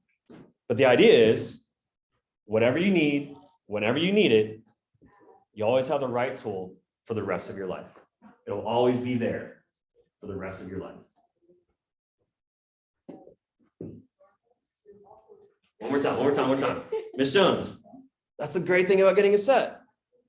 There's gonna be some pieces in your set you're gonna use every day, some weekly, some monthly, some seasonal. But either way, you're gonna know, you're gonna have the right, well, either way, you're always gonna know you're gonna have what you need when you need it for the rest of your life. You're always gonna have the right tool. Obviously, I gave a little bit different variations of that because this is all off the top of my head, but it's all the same essence. Hopefully you captured enough of it there. And if not, I'm sure we'll get you a recording or something. Cool? Is that good? You guys got that? And not just like, I'm not like manipulating people there, right? That just makes sense. And I'm just informing people of something they probably hadn't thought of. Especially if they've always been like a one knife for everything type person. They're using the wrong tool for the right task, first of all. Second of all, if they're using one knife for everything in the kitchen all the time, is going to stay sharp as long? No. So it just makes sense. Remember I said at SC1, manipulation is when you get people to do things for you. Influence is when you get people to do things for themselves. We're influencing people. We're just informing them in ways that they probably never even articulated in their head. And it's still up to them to decide if they're going to get the set or not. But we're just helping it make sense for them. Make sense? Okay. Okay. So you want to love and appreciate your customers even more than your goals, even more than your product or service, no matter how valuable. Cutco is the most valuable, tangible product on the planet, but even more than your product and service. All right. So that's the L for closure. O is going to be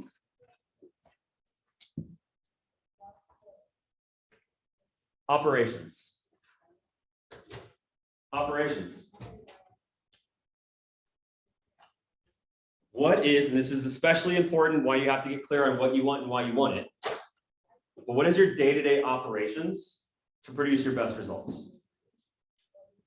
What is your day-to-day habits? What is your day-to-day routines? How are you going to show up every day?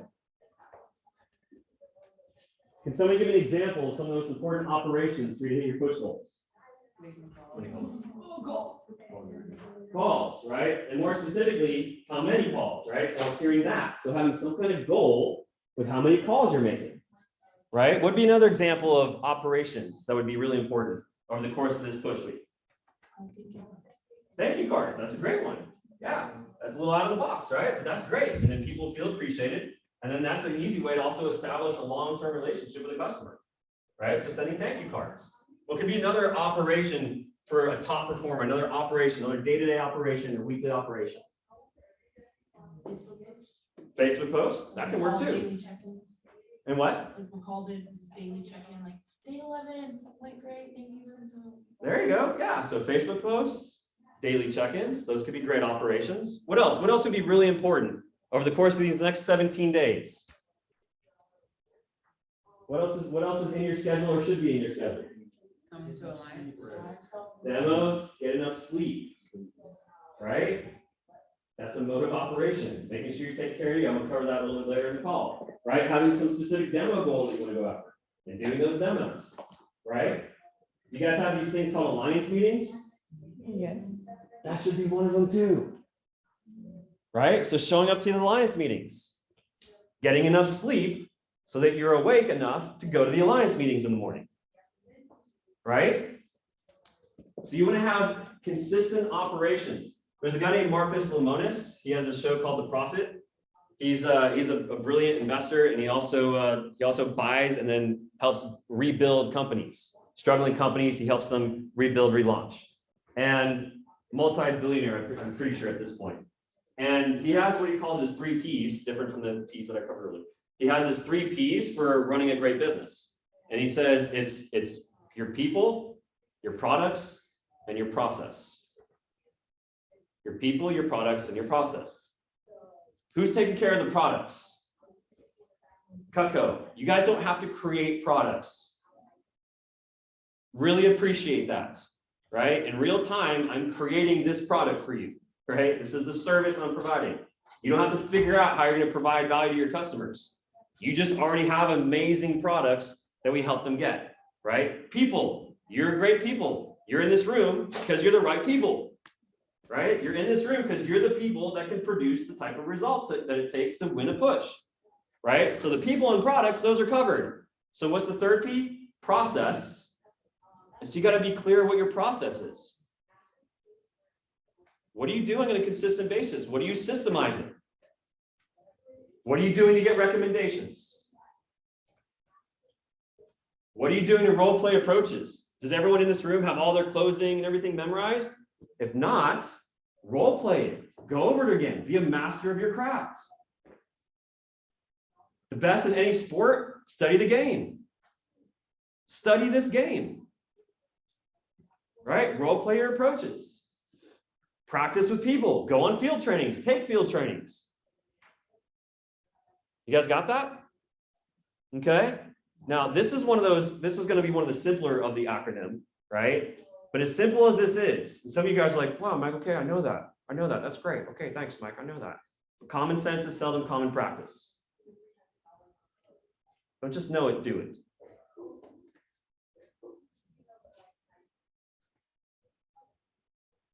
Which brings me to, and this is probably the most important of all the close your acronym.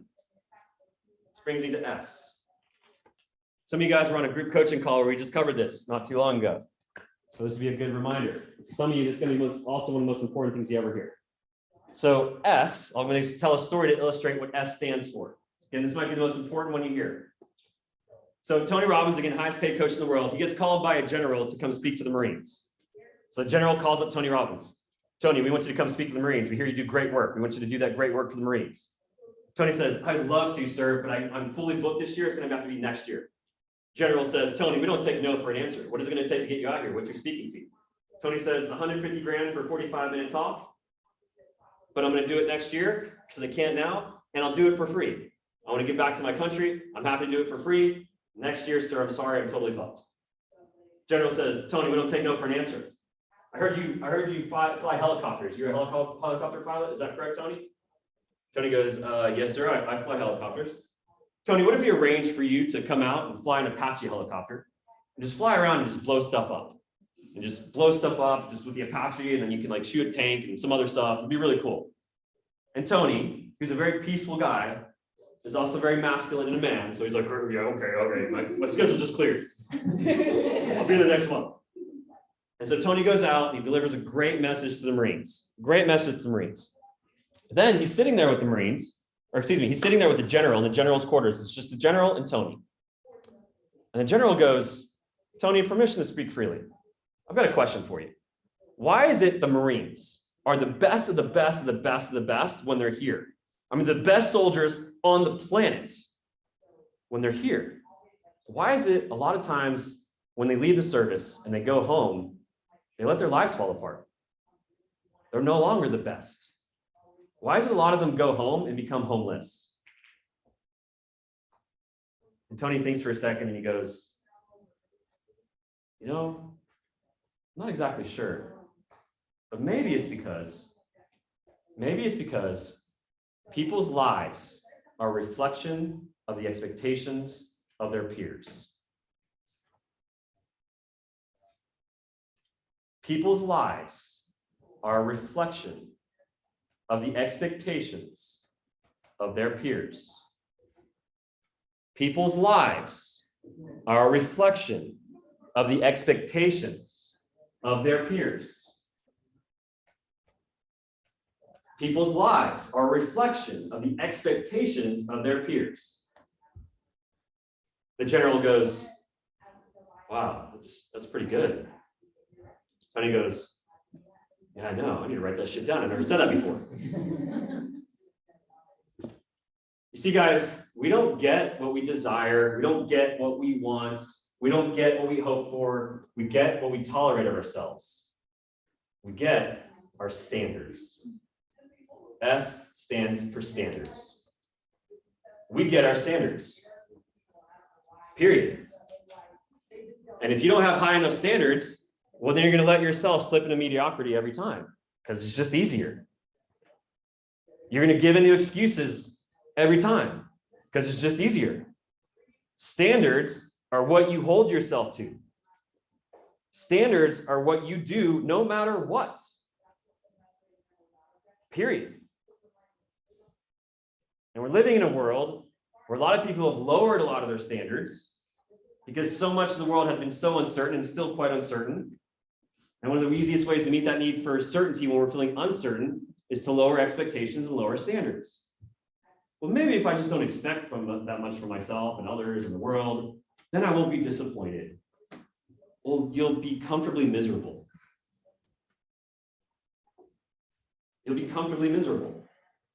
Because you're like, this is the way life is, just how it is. It's who I am, how I am, how life is. And it sucks, but it's just life. And you'll accept it. You get what you accept. So you got to decide, what's your standard? Who are you? What are you about? What is life about for you? And like I said, the lives are expectations of our peers, right? Our lives are reflections of the expectations of our peers. Because once we get into a certain group of peers, once we get around a certain group of people, well, then everything we want to do is to fit in with those people. And so we'll either raise or lower our standards accordingly so that we fit in. The reason why this is, every human being has the two greatest fears. Every human being has the two same greatest fears. Number one greatest fear of all human beings, I don't care who you are. You can be the most confident person in the world. You still have these two greatest fears. The highest achieving people in the world still have these two greatest fears. Number one greatest fear of all human beings, what if I'm not enough? What if I'm not enough? What if I'm not good enough? What if I'm not smart enough? What if I'm not friendly enough? What if I'm not funny enough? What if I'm not fun enough? What if I'm not achieving enough? What if I'm not good enough rep? Or what if I'm not good enough manager? What if I'm not a good enough son or daughter? What if I'm not good enough husband or wife? What if I'm not good enough friend? What if I'm not good enough period? All these fall under the umbrella of what if I'm not enough? Every human being has those that greatest fear. The second greatest fear of all human beings is if I'm not enough, I won't be loved and accepted. If I'm not enough, I won't be loved and accepted. Even if you're not like really lovey-dovey or high merchant and CGI, if you know what that is, you still get affected by this because we all want to be accepted. So what if I'm not enough? And if I'm not enough, I won't be loved and accepted. This comes from a couple of things. Number one thing it comes from is back in our tribal days. Back in our tribal days, we had to be good enough to contribute to the tribe, good enough to appease the elders, or we were kicked out of the tribe. And if we were kicked out of the tribe by ourselves to live in the wilderness, that usually meant what? Death. It meant death. So it's been ingrained into our oldest parts of our brain. It's been ingrained into our DNA. I gotta be enough. Because if I'm not enough, I won't be accepted, then I'm gonna die. It's a literal survival mechanism. You guys may have heard that the number one fear in America is public speaking. Number two and number three alternate every year between burning to death and drowning to death. That makes no logical sense. Public speaking, burning to death down, it just doesn't make sense. Logically, no. Emotionally, we can't tell the difference. Because what if I get on stage and I sound really good in my head, but then I sound like an idiot when it comes out of my mouth, and then the audience won't accept me? Then I'm gonna die. At least if I burn to death and drown to death, I know that'll be more certain. It's more certain death. That's why public speaking is always number one, because of these actual two greatest fears. This also comes from our baby days, because when we're babies, our parents are parental figures. They're flooded with oxytocin, which is a love hormone, love chemical. And this oxytocin just makes them want to show up and love. Like, oh my gosh, it's baby. Right? We can look like little lizards. It doesn't matter. Like, they're just going to love us and love us and love us and love us and love us until the oxytocin starts to wear off. And when the oxytocin starts to wear off, they love us, but it's a little harder for them to want to give us that love and attention. And so then the baby goes, I need to figure this out. I need to get love/attention. So then maybe it throws a tantrum, or it breaks something, or it erupts in tears, or causes some issue, and then the drama queen is born. And then he or she learns the way I get attention is I cause drama, I cause problems, and then everyone will pay attention to me. That's how I get love. Or maybe the baby accomplished. They crawled, they said words, they did things that like, oh my gosh, you're doing it. And then the overachiever's born. And now they live their whole life feeling like they have to constantly achieve, to constantly feel like they're finally enough. Or they do something really funny and the parents laugh and then the comedian's born. But either way, tribal days and our early upbringing teach us we got to be enough of something, or sometimes not too much of something, to be loved and accepted. And these fears drive everyone. And so because these fears drive everyone, here's what happens. Even some of your greatest achievers, even some of the people that you think are achieving at the highest level are only achieving because they keep thinking they got to keep achieving to finally feel like they're enough. Here's the problem. If that's the reason you're doing it, it's never enough. Maybe if I make $1 million, then I'll feel like enough. No, still no. Maybe $10 million, then I'll feel enough. Still no. Maybe $100 million. Man, I worked my butt off for $100 million. Why does it still feel like I'm not enough? And this is why there's an unfortunate statistic that found the richer people become, the more likely they are to commit suicide. It's because they're doing it for the wrong reasons. I'm not against becoming rich. I'm not against building wealth. Do it for the right reasons. Don't do it to try to fill some void of trying to feel like you're enough. Already know that you're enough right now. You all are already enough right now. God bless you. You're already enough right now. Period. Who's ever seen a newborn baby? Or pretty newborn, right? Did you look at the newborn baby and think to yourself, what a worthless piece of crap? Nobody in here does that, right? Right? Nobody here does that, right? Right? Good. I'm in the right room. Right? What do we do instead? Oh my gosh, it's a miracle of life. A miracle of life. It was in the belly, and now it's out here being a baby. It's a miracle of life. And guys, you're just as much a miracle of life as you were the day you were born. Nothing has changed that. Nothing has changed that. You are just as much a miracle of life as you were the day you were born. The only thing that's changed is the perception of that. You've been looking through some foggy lenses that are messing up your perception. You've been looking through some societal lenses that tell you got to be enough of something, do enough of something, buy enough of something, have enough of something, then you're enough. Just kidding. You got to do more, buy more, have more, and be more, and then you can be enough. Just kidding. You got to do more, have more, buy more, then you can be enough. Just kidding. Just keep on bringing the dollars, then you can be enough. Just kidding. Keep bringing dollars. So there's magazine covers and social media and tell you all these things and what you're supposed to look like and what you're supposed to do and how you're supposed to have it. And we compare ourselves to all the highlights of everybody's life because they're not posting all the lowlights. They're not posting the dark spots. They're posting their highlights. Then we compare, why is my life not as magical and amazing as this person on social media? You're just as much a miracle of life as you were the day you were born. Nothing has changed that. And as soon as you own that and accept that and realize that and live from that, well, then you'll realize you have endless value to give. Instead of trying to be enough and then be loved and accepted, you can know you're already enough and already loved and accepted. And then you can start living and working and leading out of love instead of out of fear like most people do. That is my secret. I don't show up selling a ton of knives, so hopefully I can feel like I'm enough. I show up selling a ton of knives because I love helping people. I don't know exactly what I said. Hopefully we'll get to the recording. But something along the lines of, what was it exactly, kind of, sort of? Anybody? Who was present? Who was present? Mary's talking about that you're just as much a miracle as your other day. Oh, There's that. And then there was Like lead out of love. leave out of love instead of out of fear. Thank you. Great job being present. I'm too busy saying it to be present to what's coming out of my mouth. So, but thank you. So, but yeah, you can lead out of love instead of out of fear. You can sell out of knives instead of out of fear. You can perform out of love instead of out of fear. Instead of going in and selling a bunch of knives and hopefully you feel like enough, you go in and you sell a bunch of knives because you want to help people at the highest level. Is that a different energy, do you think? Do you think people, even if they're totally unconscious to anything I'm talking about here, feel that? They feel it. And they reciprocate. And then they buy out of love. Does that make sense? This is obviously not just applying to selling knives. This is to life. And you can achieve out of love instead out of fear. So you want to have high standards. And you want to have real standards. Real standards. Let me tell you a standard that is not real. It's called perfection. Perfection, not a real standard. I used to be a perfectionist. And I used to constantly be miserable. No matter how much I did really well at some things, it was never perfect. Is anyone perfect? Literally no one. As far as my belief system, the only perfect person that walked this world was Christ, and he was God in the flesh.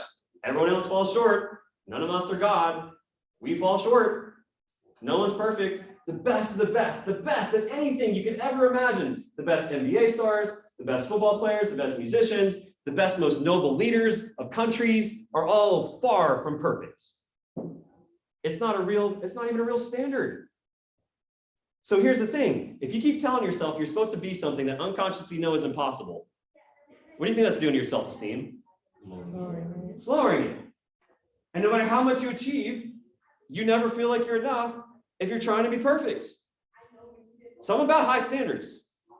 I'm having standards of excellence, standards of outstanding, standards of amazement, standards of your best, but those are real standards. All perfectionism is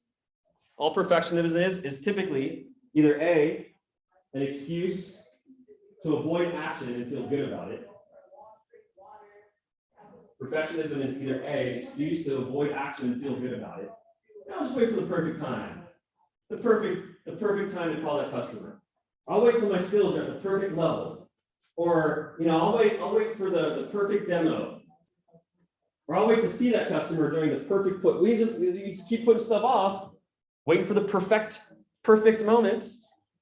So it's either an excuse to keep avoiding action and feel good about that avoidance, or, and this is probably going to ring home for most of you even more, it's an excuse to keep beating yourself up no matter how much you achieve, because that's what you're used to. And you think that's how you've achieved. When in reality, you've achieved in spite of that, not because of it. So again, the second reason we have perfectionism is because it gives us an excuse to beat ourselves up no matter how much we achieve, because that's what we're used to, and we think falsely that that is how we achieve. When in reality, you've achieved despite that, not because of it. Does that make sense? Okay. Okay. So have real standards. Don't have a false standard of perfection. Have an actual, real, high standard. And remember, I just talked about operations. This is so key, guys. You want to have operations that align with your standards. You want to have rituals, routines, habits that align with your standards. If you do not have operations that align with your standards, you're deluding yourself. You have preferences. You have ideals, not actual standards. If your habits, routines, rituals, aka operations, are not meeting your standards, if they're not aligned with your standards, then you don't have standards, you have preferences and ideals. So an example of this would be, I care a lot about the planet, like a whole lot. So much so that like if I'm traveling and I'm in a place that doesn't recycle, I find a way to recycle. So like a few weeks ago, I was giving a talk in New Orleans and I was staying at a house, a really nice neighborhood, but they didn't have recycling there. So like every time we'd order something or they had like plastic water bottles, I'd like wash it out. It's really freaking inconvenient and people give me weird looks because I'm the only one doing it. But I freaking care and it's my standard. Ever since I learned about the Great Pacific Plastic Patch, like there's islands of plastic in the Pacific Ocean bigger than Alaska. You're welcome for giving you that information. It's a very sad story. So because of that, I don't want to contribute to the plastic freaking island, killing fish and stuff. I have a standard. And the standard means no matter how inconvenient, no matter how silly it looks, no matter what people think, I'm freaking doing it. And so I'm washing out the plastic, getting the plastic bottles, throwing them in a bag. I'm literally prepared to like throw plastic bottles and stuff into my bag, fly it to Houston, and recycle here. Thank God there was one other person who's like, I also recycle. I got to drive 20 minutes out of the way to do it. I was like, okay, please, will you take my plastic? So, and then I just did it again. I was out in Alabama, just out there for the wedding, and they weren't recycling. Fortunately, their airport does. So I took all my plastic stuff from the hotel with me in my Lyft ride, Uber ride, to the airport, and I was stuffed in plastic in that trash can or that recycle can. And I don't care if it looks weird or if it's silly or if it's inconvenient. Why? Because it's my freaking standard. It's non-negotiable. It's what I freaking do, period. When it comes to giving talks, right? Some of this talk, as you can maybe have told by me taking a second to think about what I was going to cover for operation, for O. Some of this talk I've been crafting in real time, like I was doing on the plane here. Some of this talk I've been teaching for a long time. But either way, I could have just showed up. I literally could have just showed up and just said whatever was going to come out of my mouth, and it would have done really well. Right? I've been blessed where I've been doing this for so long. I've developed skills at a level, and I can freestyle rap, which also means I can freestyle give talks. Which means I would have just showed up and I could have just freestyled and it would have been really good. It would have been really good. But my standard is not really good. My standard is freaking excellent. My standard is one of the best talks you've ever heard your entire life every time you hear me speak. So I worked on this talk and I crafted this talk. In the plane ride, I'm moving stuff around. And then on the drive here from the airport, I'm crafting it and replaying it and going through it in my head over and over and over and over and over again. The talk that you saw me give at SC1, I've given that talk over the last 10 years, easily 100 times, at least a version of it over 100 times. Again, I could have just showed up, delivered it, probably been really, really good, but my standard's not really, really good. It's freaking excellent. So before that talk at SC1, I was watching video of me give the same talk at another conference, taking notes on my talk that I'm giving, taking notes on me.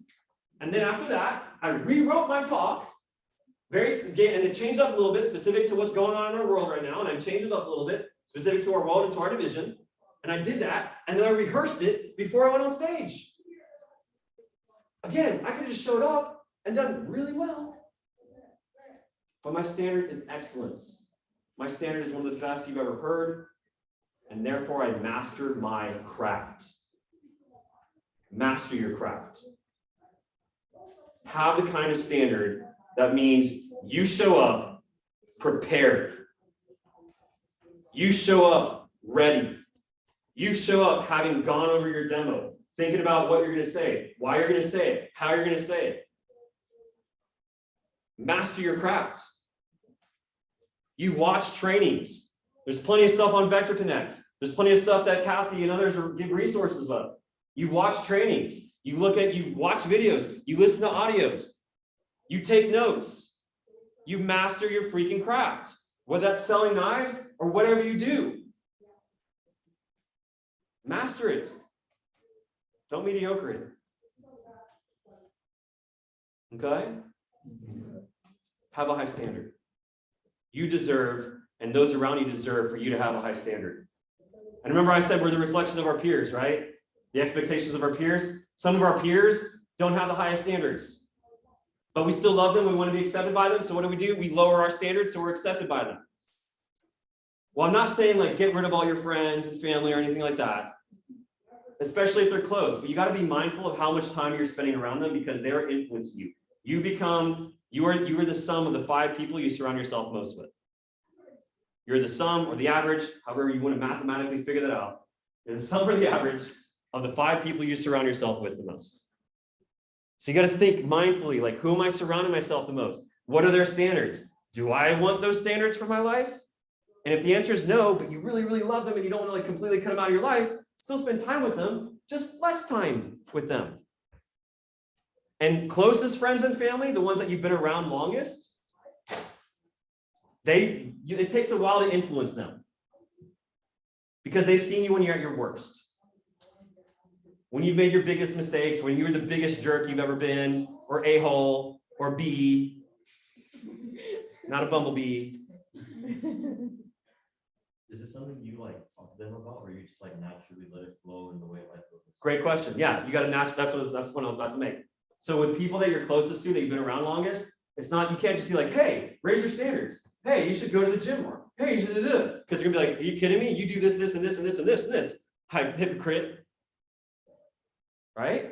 So then what you do is you raise your standards and you keep your standards raised, and over time you hope to influence theirs just by living your better life, being your better version of yourself.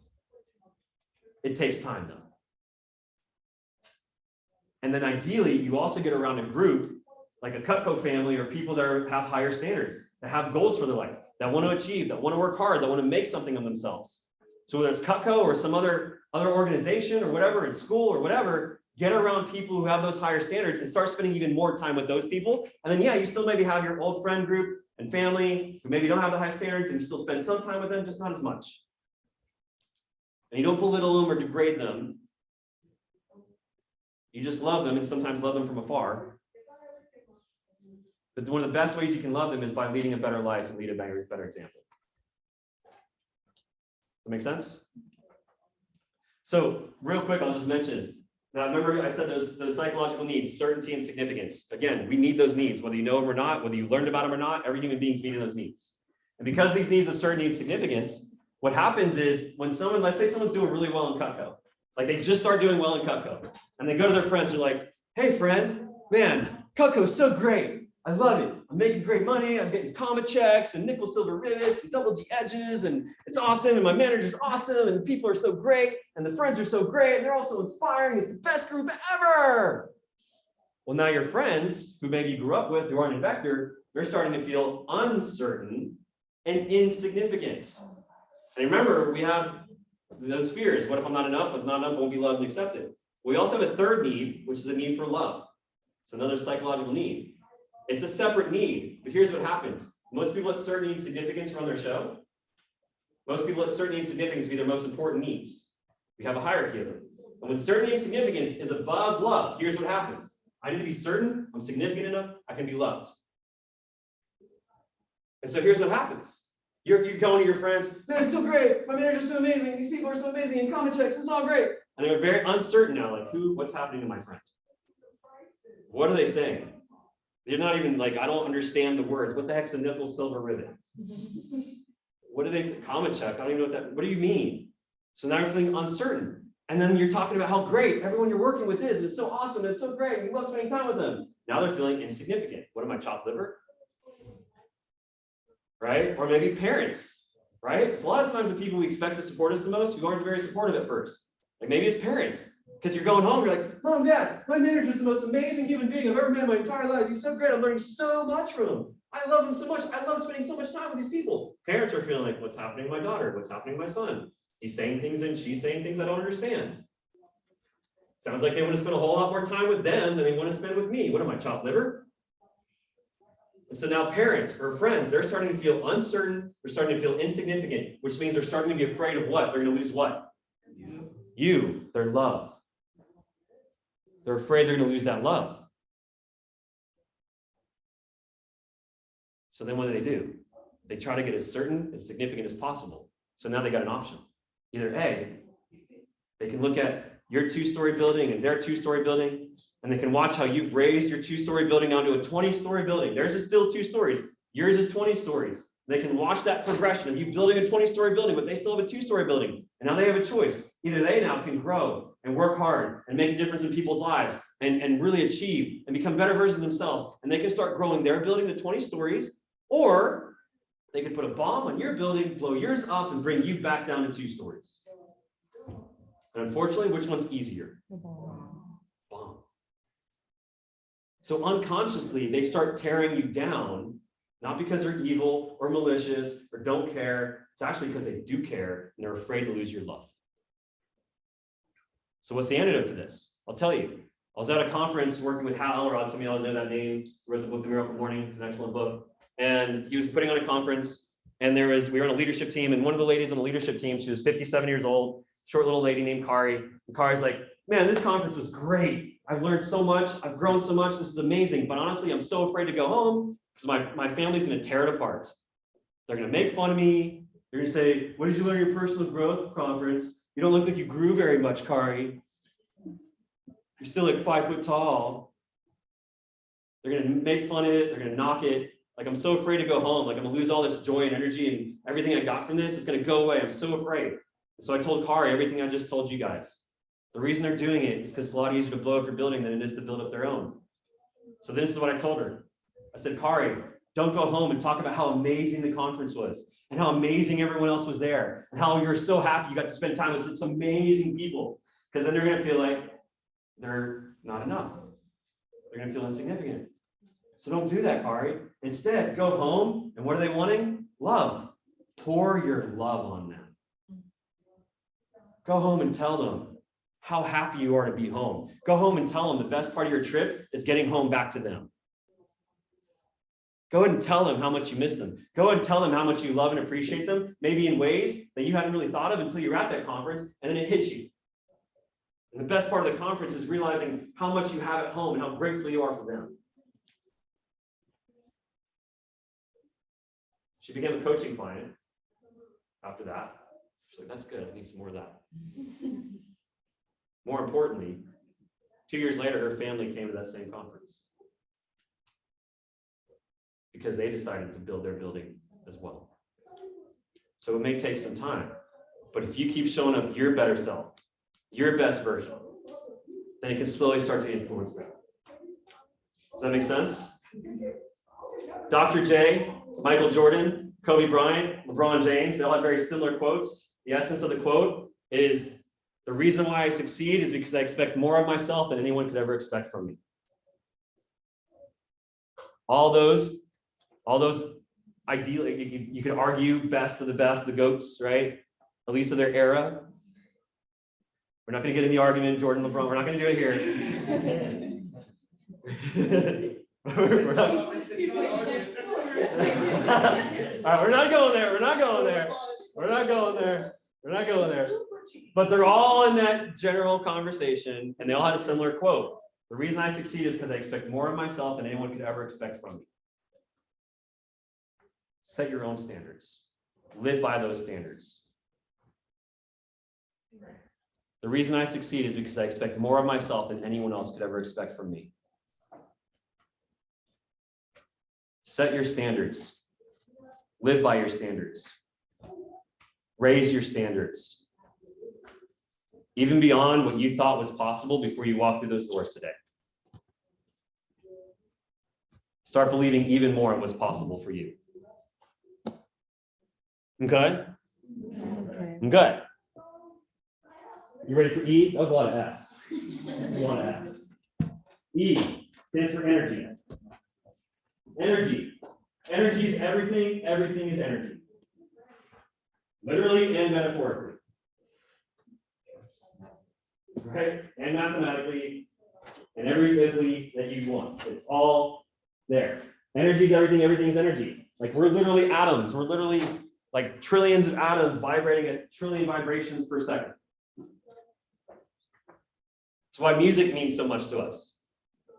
Because when we hear music and we feel the rhythm of music, it's vibrating through our vibrations.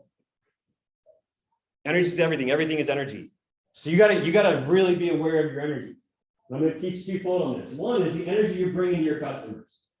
What are you bringing energy-wise to your phone calls? What are you bringing energy-wise to your demos?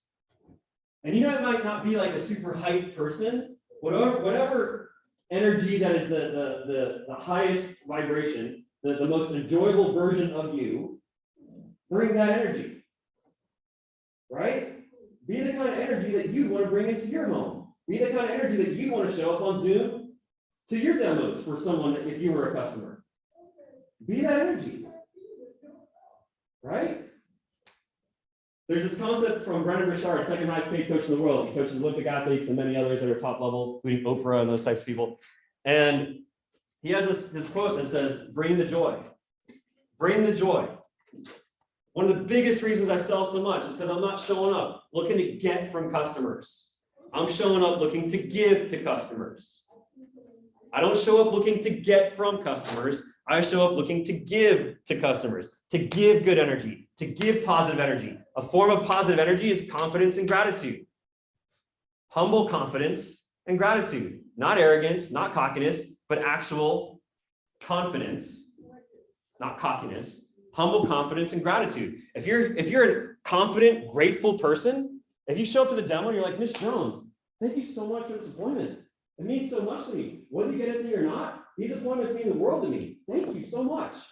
I really appreciate your time. I know you're taking time out of your life just to sit down with me right now. Thank you.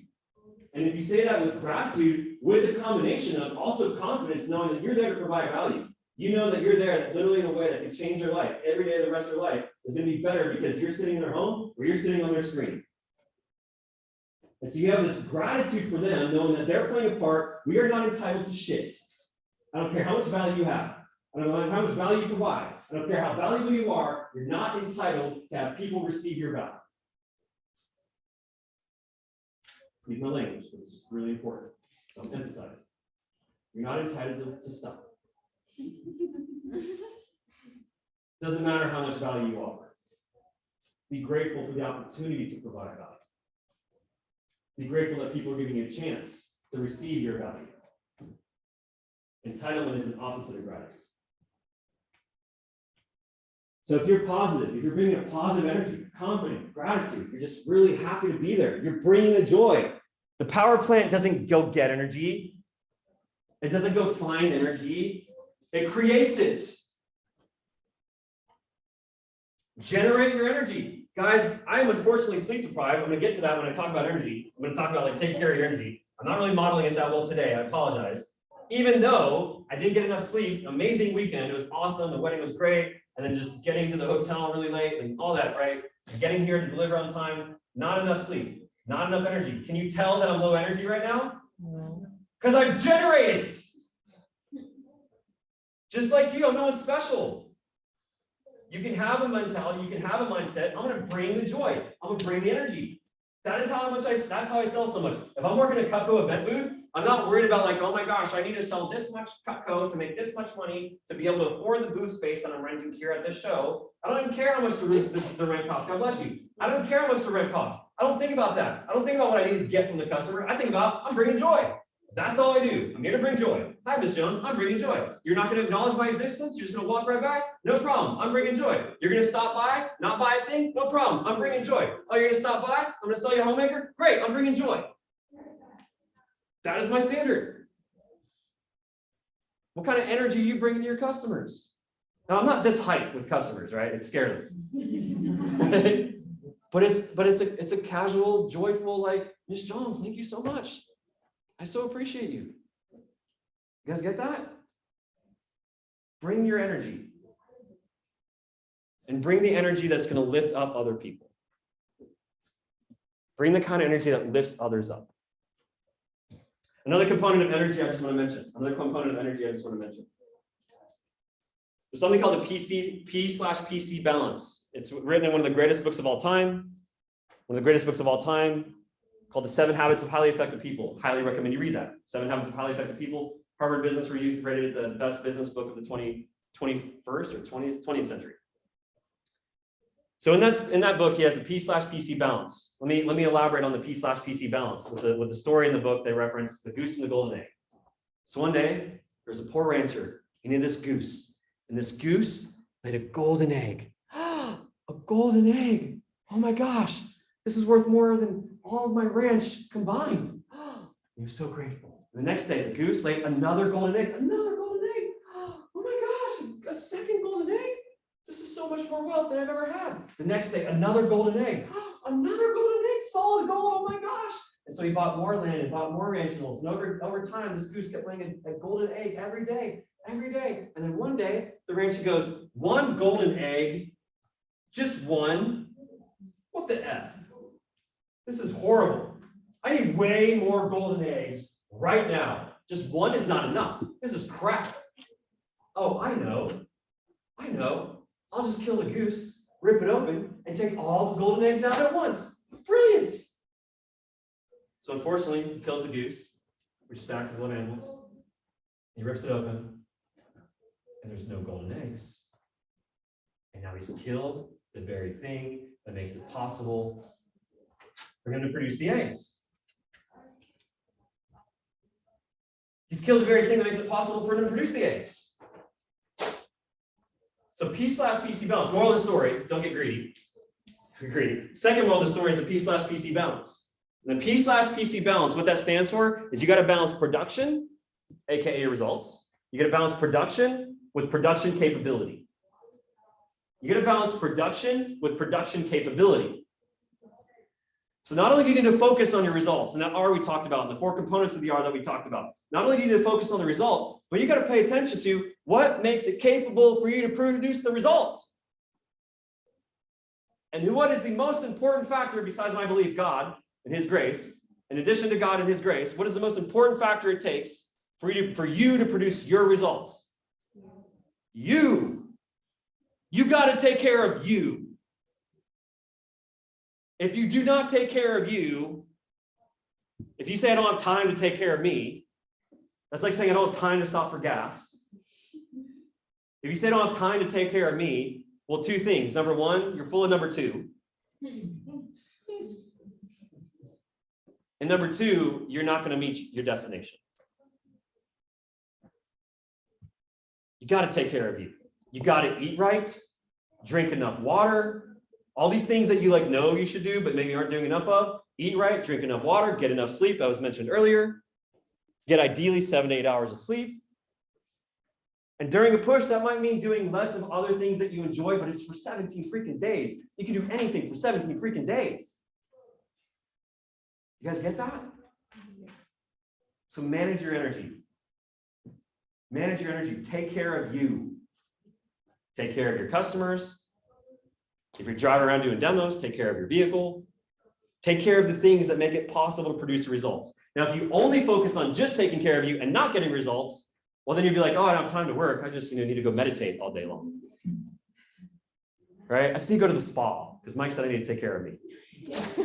Sorry, manager, I didn't sell this week because I just had to go to the spa. No, there's balance.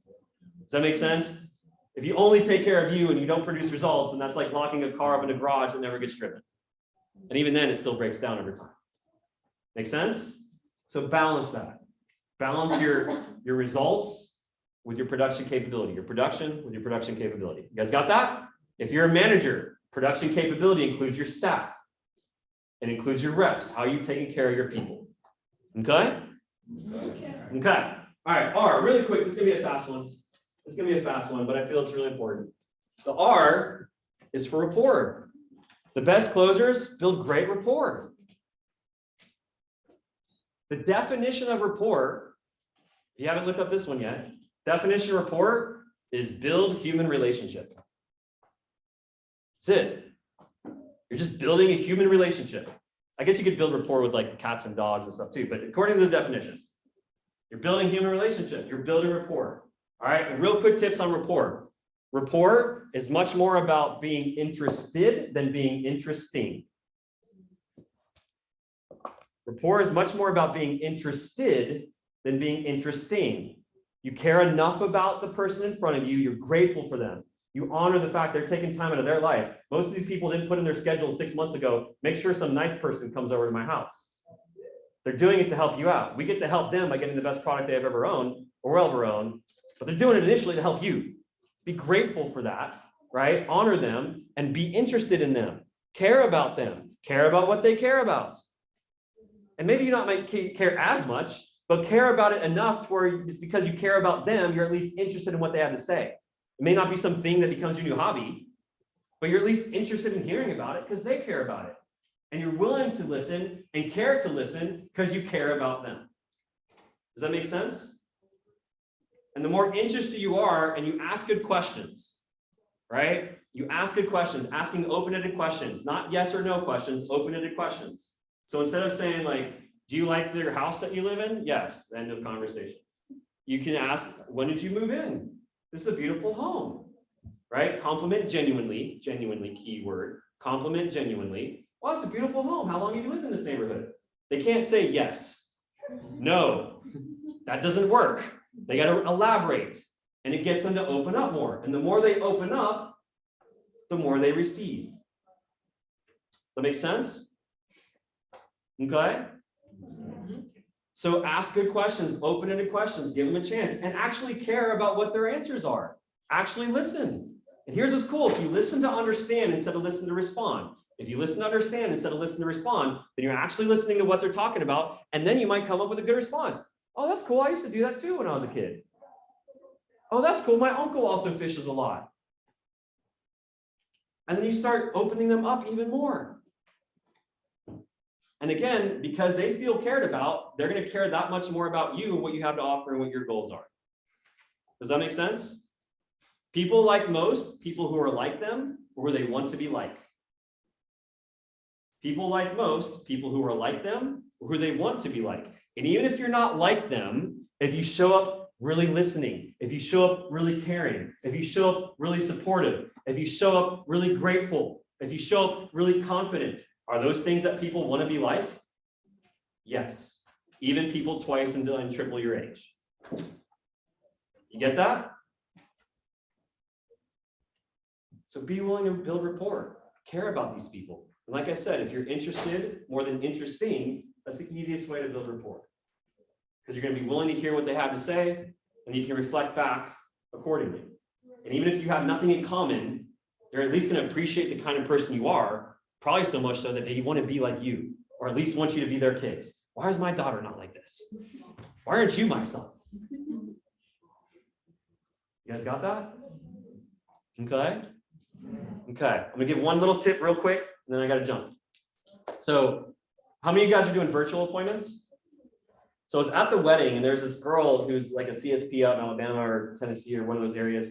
And she was talking about like, man, you know, I'm doing some virtuals and like, I'm getting people on the demo, but then they're not showing up via video.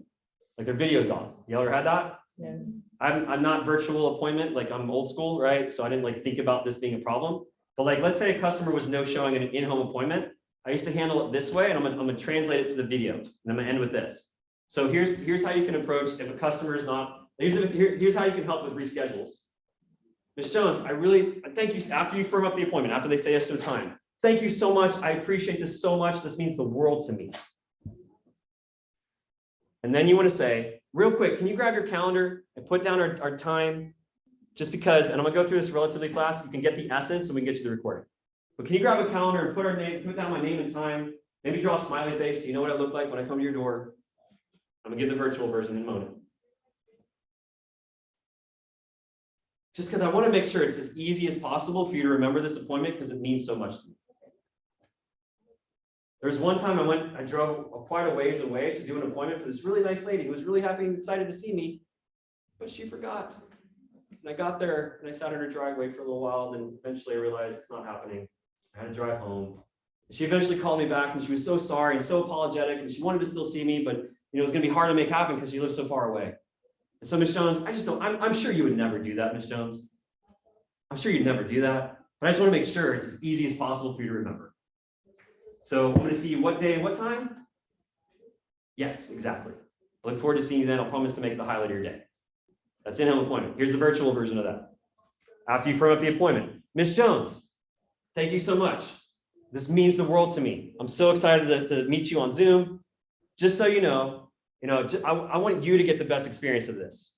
This helps me a ton, but I want you to have a great experience. And so the best way for you to have a great experience is just to make sure you show up somewhere without distraction and with your video on. That way we can see each other. You can see me, I can see you. It's a lot better interaction. I just want you to have a great experience. There's one time I showed up and I did an appointment and the lady didn't have her video on. And it kind of felt like I was talking to myself. It was a little awkward. And she was nice and all, but you know, it just kind of felt like we weren't quite there with each other. And so I just want to make it as comfortable and as easy and as a good experience as possible. So just make sure, you know, that when you show up on the demo, that you're able to have your video on. Sound good? Okay, cool. All right, and when you see me, you'll see me with a big smile on my face. You'll know it's me on the screen. Yes, Avi? What would I say if it's like a late night appointment and she's like, I'm gonna be in my pajamas, my hair's not gonna be done, I don't wanna have my. You tell them this first, because if you handle the objection before it comes up, then they might just go along with it, right? So say what I just said. And if the event, they're like, well, you know, no. Ms. Jones, if it makes you more comfortable, I'll be in my pajamas too. It's totally cool. Like, I'm not here to judge. It's just so much easier if we can see each other. Like, you don't have to have makeup on. You can be in your pajamas. I'll be casual too if you want. But like, it's just gonna be a lot easier and more comfortable if we can see each other. Is that cool? Remember what I taught you last? Is that cool? A little ascending tone, right? Is that cool? All right, awesome. Thanks so much, Ms. Jones. I promise I'm gonna make it the highlight of your night. Thank you so much for seeing me. We're gonna have a lot of fun. It means so much. Cool? You guys got that? If you set the tone, whose demo is it? Your demo. They're the authority over the purchasing decision. They decide how much they spend and what they're gonna spend and how they're gonna spend it. But it's your demo. So you're the one that directs and guides the demo. If they don't know what to expect, they're just gonna show up thinking they're doing their job, helping you out by just having the thing on while they're doing laundry. But if you guide and direct how it's supposed to go, that's what they want. They don't know how it's supposed to go. They're just showing up for the ride.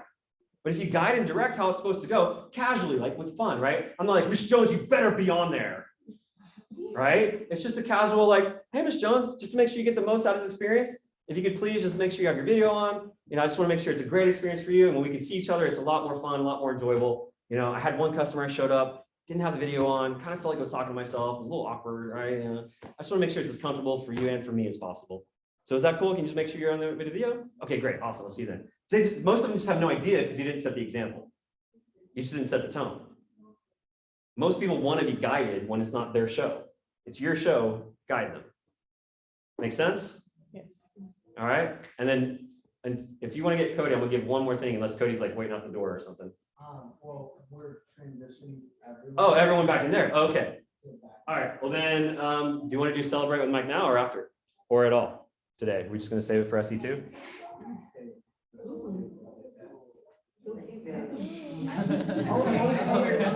Because if we do it in here. It'll overwhelm. Okay. Well, I'll talk to these guys and we'll see if I can do a celebration after Cody's Yeah, I talk. like that. And if not, you'll get it at SE2. All right, guys. Thank you so much for your time. Thank you for the opportunity to do this.